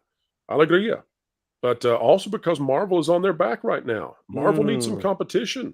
So Right. Blue Beetle, let's go. Let's do it. I want good reviews. I want this to do exceedingly well, so that then Marvel will be forced into a position where they have to increase the quality of their content. And Right. you got to have the action figures. These just went on pre-sale order. I'm hearing good things about the action figure. And look, they look great. Look at that. Who doesn't want to play with that? Yeah, they need all kinds of light up abilities on these things too. Yeah, Fantastic. they're so awesome. They did a great job. They didn't skip on this, and like some other things that DC has been skipping on. You can see the quality in the product, and I think what kid doesn't want to play with this? Come on, man. And thankfully, this is one of the better designs for a superhero that we've seen out of DC. Some of their designs have not translated well onto the screens. This is one that does. It's a very good looking design. Works well in the toys. So in terms of all of that, it's looking great. The only thing that I see that could hold us back is this confusion that is reigning over DC. Is it the end? Is it the beginning? Will we get more, etc.? If fans believe that this is a one-off and they don't get to see Blue Beetle or this version return, then that's going to dampen enthusiasm, and that would be a real shame. Here's my only thing with that. August 18th is a long ways away from now. Right. True that. And Right. Paulie, here's the other thing. How long does this movie have before it faces any real competition? Right. It's got quite the runway. Right. I mean, exactly. It could have that effect where people are like telling other people, you're gonna go see this movie. Oh man, you got to check out this movie, because I guarantee you one thing. I'm sure this movie has rewatchability. And that would mean that in perfect irony, Blue Beetle will have legs where Flash does not. Right. Well, you could say that Blue Beetle has wings. Whoa. There you go. To carry him forward. We'll hope the hold is fantastic. I want to oh, that was the wrong one. Paulie, as I watched the wheels turn, yes, I thought we were going somewhere very deep. And then I saw a cartoon chipmunk with a thumbs up, and I thought, I've misread the situation. No, we're simping hard right now or at least I am for Blue Beetle and the heroine, Bruna from Brazil with 40 million followers. Yeah, she's big in Brazil. She's a huge star in Brazil, and a lot of people don't understand. There's a lot of Brazilians worldwide, so it's a market that sometimes the Latino market in the United States ignores, because they speak Portuguese. But this kind of cross that, because you have her. She's big in Portugal, which gives you the European market. She's big in Brazil, which has tons of different ethnicities. So you have a lot of market share that's been dormant, that Hollywood hasn't used at all. I mean, when was the last time 44.5 million followers? Sorry, yeah, go on. Yeah. I mean, when has Hollywood ever said, you know what, let's go with a Brazilian X, or anything it has to do? She is huge worldwide, and a lot of U.S. studios sleep on the Brazilian side of the Latino aspect, but she's got great fans. I heard she's really good in the movie. She plays a major role. I mean, and plus, you covered this, Paulie. We got Becky G in it and stuff. We haven't gotten to Becky G. What I'm doing here, audience, and what I'm doing here to Pro is is educating in pro on the lay of the Latin land when it comes to this. All the amazing elements, because I actually don't think George Lopez or anyone else in that cast is going to move the needle as Xolo, Bruna, and Becky G will. Oh, I'm totally on board with you. I agree 100%. Now this might get a lot of people that first weekend, but if the movie's doesn't have great word of mouth, then it's going to suffer the same. But if it does, if it can get that positive word of mouth worldwide, the runway is wide open for it. Yeah, it faces no competition for quite the distance. Which I go back to why they've kept this August 18th date for like a year now. They've had it for a long time. So that's one that I have not researched yet, but I'll bet you we can find out what's going on. Let's do a video. Yeah, because it would be easy to say, well, why is it not a Labor Day release, right? Why does it capitalize there? But that may not be the market they're after. Yep. Right. And so I need to do a little research here and figure this out. What was their purpose in releasing at this point? Yep. And this is Becky G with singer rapper 37.3 million followers, multi-platinum seller, all that stuff, blah blah blah blah blah. Huge. She's from Inglewood, by the way. Up to no good. Yep. And this is her June 1st WD announcing so excited announcing her Blue Beetle connection. Here we go. To finally be able to share with you guys that I am officially a part of the Blue Beetle familia. I have the honor of playing the voice of Kajida, who is an alien symbiote who decides who she wants to give superpowers to. And when I say I could not be any more proud of what you guys are going to experience when watching this film, I mean that from the bottom of my heart. So with that said, I would love for you guys to get to know a little bit more about Kajida. Check this out. Host acquired. Listen to me! You got the wrong guy! I'm a nobody! This is going to be fun. What is going on? The scarab shows you Hyna is trying to become one with you. Watch and learn. How'd you do that? It wasn't me. It was just a suit. Do you understand now? Oh, yeah! All right. Sweet. I also like the casting in that they, this is a male-led film, of course, and yet they are doing the right steps to be able to draw in the young ladies to get them excited as well. And so this is the right kind of marketing for a film such as this. You have these young, good-looking, successful actresses, singers in their own fields, influencers. Then and in this case, DC's not afraid to let these women be beautiful and women. Hello. Can you imagine? Can you imagine what would happen in a Disney film for these women? I mean, just these three elements that I showed you, Xolo, Bruna, and Becky G, they'd be rose ticoed should they go over to the House of Mouse. As much as I love Sasha Calle, she was as beautiful as this, and they made her look like super. I didn't like how she looked in Supergirl. These are all selling points. She's hot.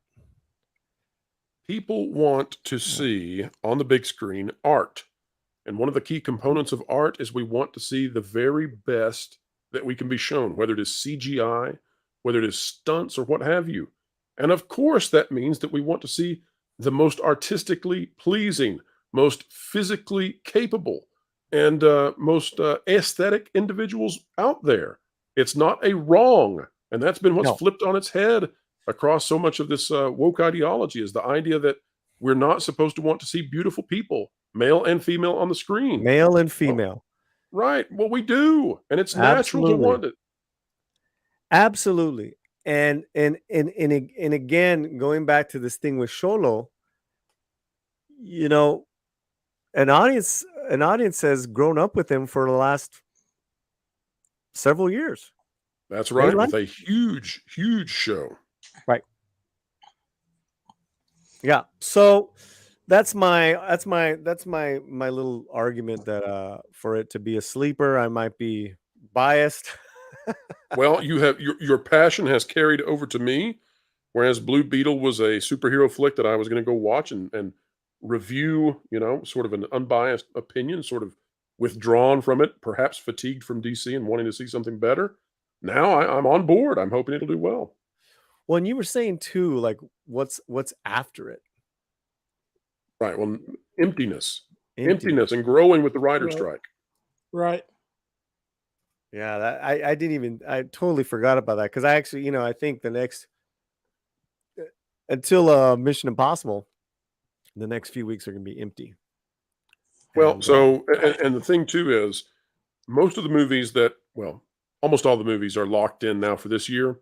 But the longer the writer's strike goes on, the longer that we get more segments of Hollywood coming on board to not wanting to work for various reasons, right or wrong, the more that 2024 is going to look extremely sparse.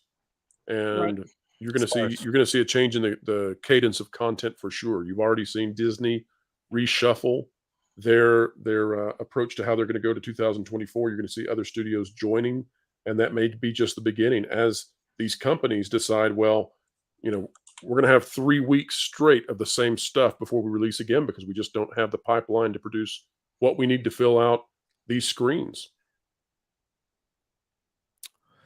I love talking about this stuff, man. I love kind of being excited and hopeful for for films, like even with no hard feelings. I mean, it's a good film. It's funny. I was laughing my ass off. I give Jennifer Lawrence major props for what she did in the film. And yeah, she said some dumb shit a couple months ago. She's not going after fans. She's just like a goofball thing. But she knew how to entertain in that film, and I recommend that for people to watch. It is adult. I think that's also, it's aiming to make its money back in streaming. Wouldn't you say? A lot of young people probably going to be purchasing that for obvious reasons. I yes and no. I actually think it would be, the demo would be a little older for those reasons. I think the younger ones, like the 19-year-olds, because it speaks on. I mean, the spoiler, they don't have sex in the film. Right. Because it goes Spoilers. deeper. Yeah, it goes deeper to what he represents, the Gen Z kid who's just completely dysfunctional and disconnected on how to have human interaction. It was funny because I don't want to get into spoilers, but besides the Jennifer Lawrence fans will want to buy that for that reason. Yeah, she's pretty hot in the whole film. She's just hot in the whole film. There you go. Nice. Oh, man, we got that Mexican slang. I wonder if we should just wait and wrap it up because we've been going for over 3 hours. What's your time like, WD? Oh, I'm here. You know what? I was delayed and should have been here on time, so I am happy to be here as long as you'd like. Maybe by the 24-hour mark, I will regret that severely. Soul Assassin, what's up, my brother? Chris Gore said No Hard Feelings is good, so I'm going to go check it out. Hey, what about me? What am I? Chop tacos. Chop chorizo? No. I was your brother long before Gore, homie. The fuck? Gosh. I've been Soul Assassin. No machaca for you. And I was sitting next to Gore watching that film. What? Actually, I sat between two women, and then Gore was on the other side. These women I didn't know, and they really liked it. Well, Paul, before you transfer, there's a super chat from Mo. I'm going to read those right now. Okay. Yep. Mo, who's slowly sponsoring today's stream. Is it Sleeslack? How do you say that last name? I guess I would say Sislick. Yeah. Mo that would be my best guess. For $29. Mo, you're too good to me. Barbie's more unique. Countless girls have played with Barbie toys growing up. WD, Huge brand recognition, more potential. I can see Right. groups of women going. My summer it's not a sleeper. Yeah. This not a is sleeper. guaranteed. That guaranteed crowd money. is guaranteed to go. I want it to be a hit. I'm a Margot Robbie fan, so I think it's gonna do well. They didn't redefine the material. You know, they didn't fight against their Right. own content. Yeah, they leaned into it. I've been hearing nothing about this movie. Oh, this movie's been like, we gotta go see Barbie. Gotta go see Barbie. Right. Let me put this banner up. Welcome to the slant. And Mo for $5 more, getting Venom vibes from Blue Beetle trailer. That was fun. That was a fun, critically bad movie. Successful. I'd watch Becky G read a newspaper. Nice, Mo. Mo's my man. Yeah, that little. What's that? Mo knows. That little promo trailer had some new scenes I really liked. That was cool. Yeah, no, it's good, and it does look at, because Venom, it's similar character because it is a symbiote. It's meaning it's an alien, and they did the same thing with Blue Beetle. It is an alien, but they like, you know, I think TJ said back earlier. It does give you the Venom and it gives you the Iron Man. So it's like the two combined. You get the organic and you get the robot side, which that's so cool. C-Slack. There you go. Soul Assassin. We're close. I don't want to talk. Dang. Dang. Oh, guys, thank you for being here, hanging out with us. We're gonna go a little bit longer because our buddy is here, and yeah, Julissa, we love you, but you have no interest in going watch. All right, there's a couple of you. I'm not saying every woman. Every single female on the Every planet. single woman, single black person, every single black person has got to see Black Panther. Every single Mexican has got to see the fucking. My YouTube name comes from The Simpsons. I try not to feel BC. My firm is very woke, and we do a lot of work for California counties and corporations. Fair enough. Oh, hey, Mo. Mostly like, okay. Oh, okay. That's Mo. That's the bartender. Right. The owner. Okay. Mo, stop sending me money. Don't stop sending me money. Don't listen to him, Mo. Mo, as the producer of the show, do not stop sending us money. Please don't listen to Mo. Thank you so much for all your generosity, Mo. We're gonna take a little. It's so good to hear from you finally on YouTube. I'm loving having Mo on here. I just hope my son won't keep calling him at the bar. Ooh, look, I've got the full screen, baby. Yeah.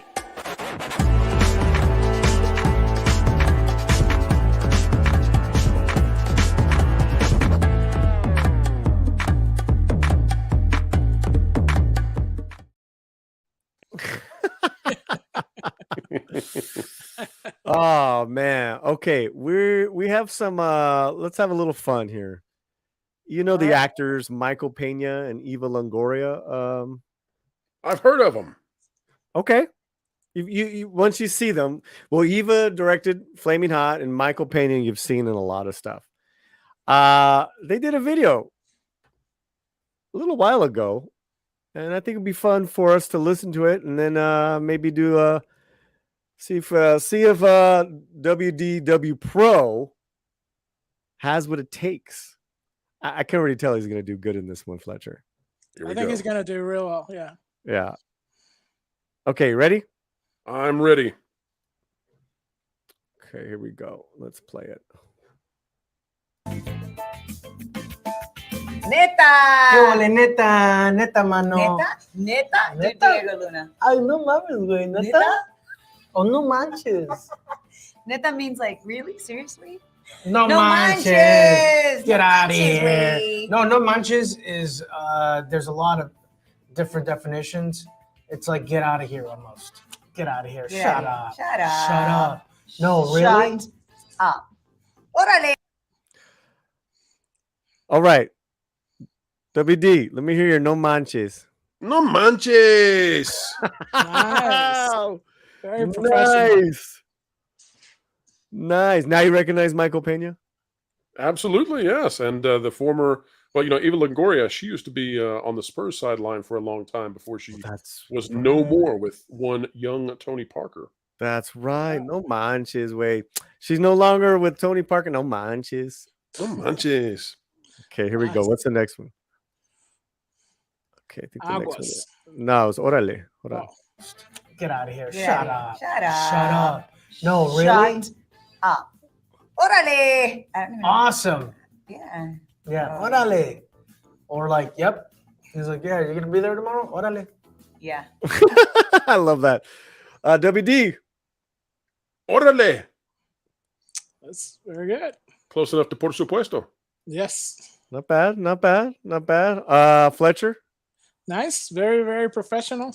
No, you say it, homie. Oh, orale.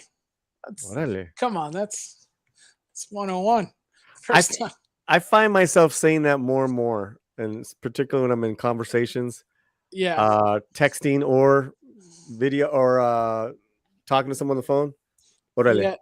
Yeah, it's one of those earworm things. Once you hear it and start using it everywhere, because it could be like, to sell somebody, hey, come here, it's like, orale, ven, orale, so you're like, you can use, it's multi-purpose, it's like the Italians use ciao in a sense, it's like, hey, come here, come on, good night. That's how I had heard it more often versus of course. I'd heard it more of a request for you to come on over. Yeah, it depends who you're talking to and how they're using it. It's where the tonage, it's kind of like in the Chinese sense, where the different things, the tonage kind of brings it up, it brings it down. The tonage, that's why I think a lot of Americans even recognize it, because the tone that the person is telling you, orale, you kind of know what you have to do. Orale, amigo, necesitamos hablar. Yes. Let's Well, go. also too, those two examples so far are very Mexican American. Right. Not just Mexican. I think there's going to be some ones that are more Mexican coming up that we just don't use here. Yeah. Good job. Michael's killing the Mexican slang game. Aguas. Wait, hold on. Chill. Aguas means aguas. It actually means watch out. Yeah. Like we would just say, the Chicanos would just say wacha. Wacha, yeah. Like aguas, like never. Yeah, it's like, be careful, watch out, And I think that one is more Distrito Federal. That's more of a Mexican city. Chilango? It's a bit Chilango. And like the Chilango stuff, some of it came through to LA area, some of it did not, some of it kind of morphed. So I think that's what it mixed with the whole, Wacha is more of the Spanglish sort of LA thing. Like Wachale, Wachale. Yeah. But aguas translates as to water. Like you go water, but I think it comes from water. When people used to dump out their toilet water in the 18th century out the window. So they would go aguas. And now that just means be careful. That's hilarious. Yeah, but which is funny because if you say aguas, you're opening your mouth. You're like, aguas. Chicano. We're Chicanos. We're Chicanos. It means Mexican American. It was a politicized term in the civil rights movement, but we kind of adopted circa it. 1960s. Oh. That's for pedo. Context needed. How about you, WD? Chicano. Nice. Vale. Nice twang to it. Nice. We can always do the announcer voice, right? We can be like, "Y Chicano." El Chicano. El Chicano. All right, here we go. Pedo means fart. Oh. I don't know why I pointed to you. Because it means fart. Pedo no. But it also means drunk. Right? Sí, alguien está pedo, pues pedo. He's drunk, no? Yeah. And the other one is que no haya pedo. There's pedo. like no drama. No drama. Oh, I like that one. No haya pedo. Yeah. Que no haya pedo. WD. Pedo. Everything taking it to football style. Oh, Right. pedo. There's like no drama. Chamba Chamba. is like a job. The like job. a pretty La hard chamba. job. Like what we're doing now. Sí, la chamba. La chamba. Fresa. Fresa. That's usually Valley Girl people from Mexico. Mexico who are like, City. oh my God. Everywhere, like every country has their own rich people, and they always talk really. They kind of talk the same. Like they talk like really. Oh no, they all sound really the same. lazy and like, oh, absolutely. Like in England, it's like that. And Mexico's the same way. He's like, no, man. It's like the Valley Girls here, you know. Valley Girls are like, and everything in a question. Yeah, exactly. It's the same. Let's have your best Valley Girl impersonation of Fresa. Oh my gosh, like I'm such a fresa, you know? Yeah. Oh man, WD is all. You're so game, man. I love it. We gotta give him like the Chica Fresa soundtrack. Yeah, exactly. It's the same. That's a fresa. It's kind of interesting. Gacho. Gacho. No seas gacho, way. You know who says this a lot? George Lopez. No, you mean Jorge Lopez. Chanclas. Sandals. Chido. Chido. Awesome, dude. It's another word for awesome. Getting awesome. Mexican slang has a lot of words for awesome. It's just getting awesome. Chido's very Mexico City. Yeah. Yeah. Que chido. Que chido, güey. Que chido, muchacho.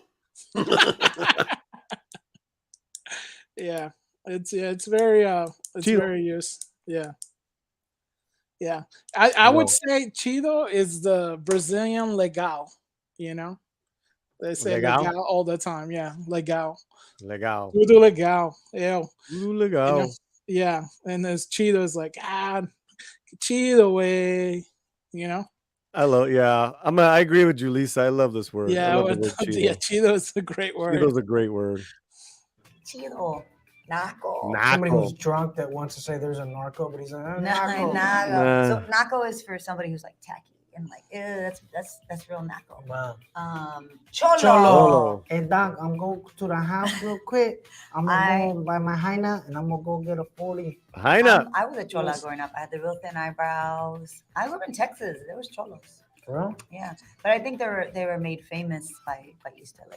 You know, there's this one person that I follow on Instagram, Cholo Fit. He does basically like prison workouts. And he's like, you want to stand like that and go down, right? But always look out in the yard. Always look out in the yard, eh? Feel that power, eh? Metiche. Ooh. Metiche is like like a nosy person? Yeah. Tocayo. Somebody who shares your name. You ever heard any of these words before, WD? I have, yeah. Now, do I use them frequently when speaking Spanish? No, not frequently, because I'm not so. What would you say? I'm not quite so fluent that I can flow with the slang. But it is nice to know them. That's pretty funny. We don't have a word for that in English, which is so funny. So if I met somebody named Eva, they'd be mi tocaya. Vieja. That's my lady, dog. That's my girl. That's my husband calls me vieja. It translates to old woman. Padre. Padre. My dad or that's cool. That's cool. Padre. Oh, it's muy padre. Oh yeah. The literal translation is father. And then the that's muy padre is school. Está padre. Chela. Beers, eh? I don't know that one. Dame una chela, güey. Crudo. I'm all hungover and stuff. I'm all crudo. Mal crudo. You ever get crudo, WD? Oh, tan crudo. Ay, ay, ay. Got a couple. I think I got a couple more. Almost done. It also means raw. Like sushi would be crudo. Chorro. Chorro means diarrhea. It does. And especially in Mexico, like foreigners come in, Montezuma's revenge, el tiene chorro. Híjole. But that says it all the time. Híjole. But it comes from. Maybe it comes from frijole. Son of a gun. Oye. Hey. Listen up. Listen up. Get way. What's up, motherfucker? What's up, dude? So way. Wait, that's one of your favorite Paulies. Yeah, it is one of my favorites. Este way. Este way. Yeah. Este way. Wdwpro. You got any ways? But how do we use way? What's the best way to use it?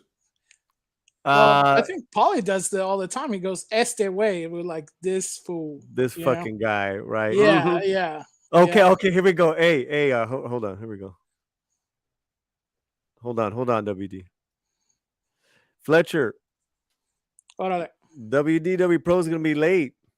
Este way. Nah. Este way, man. Why do we bring these kind of people on? No manches. No manches. Híjole, que la chingada. Puro tira aguas. Aguas. There you have it, guys. Some Mexican slang. Thank you so much. That was fun. All right. Fun. All right, we're done. We've had a great show. We're able to get you on here. Finally. What's the next thing? What are you working on? What you got going? Let people know like what's the next video that you're doing there, WD. I'm gonna give you the solo. Well, of course, we have the Pro Show live every Thursday, 5 to 7 p.m. Eastern Time. Make sure that you catch that.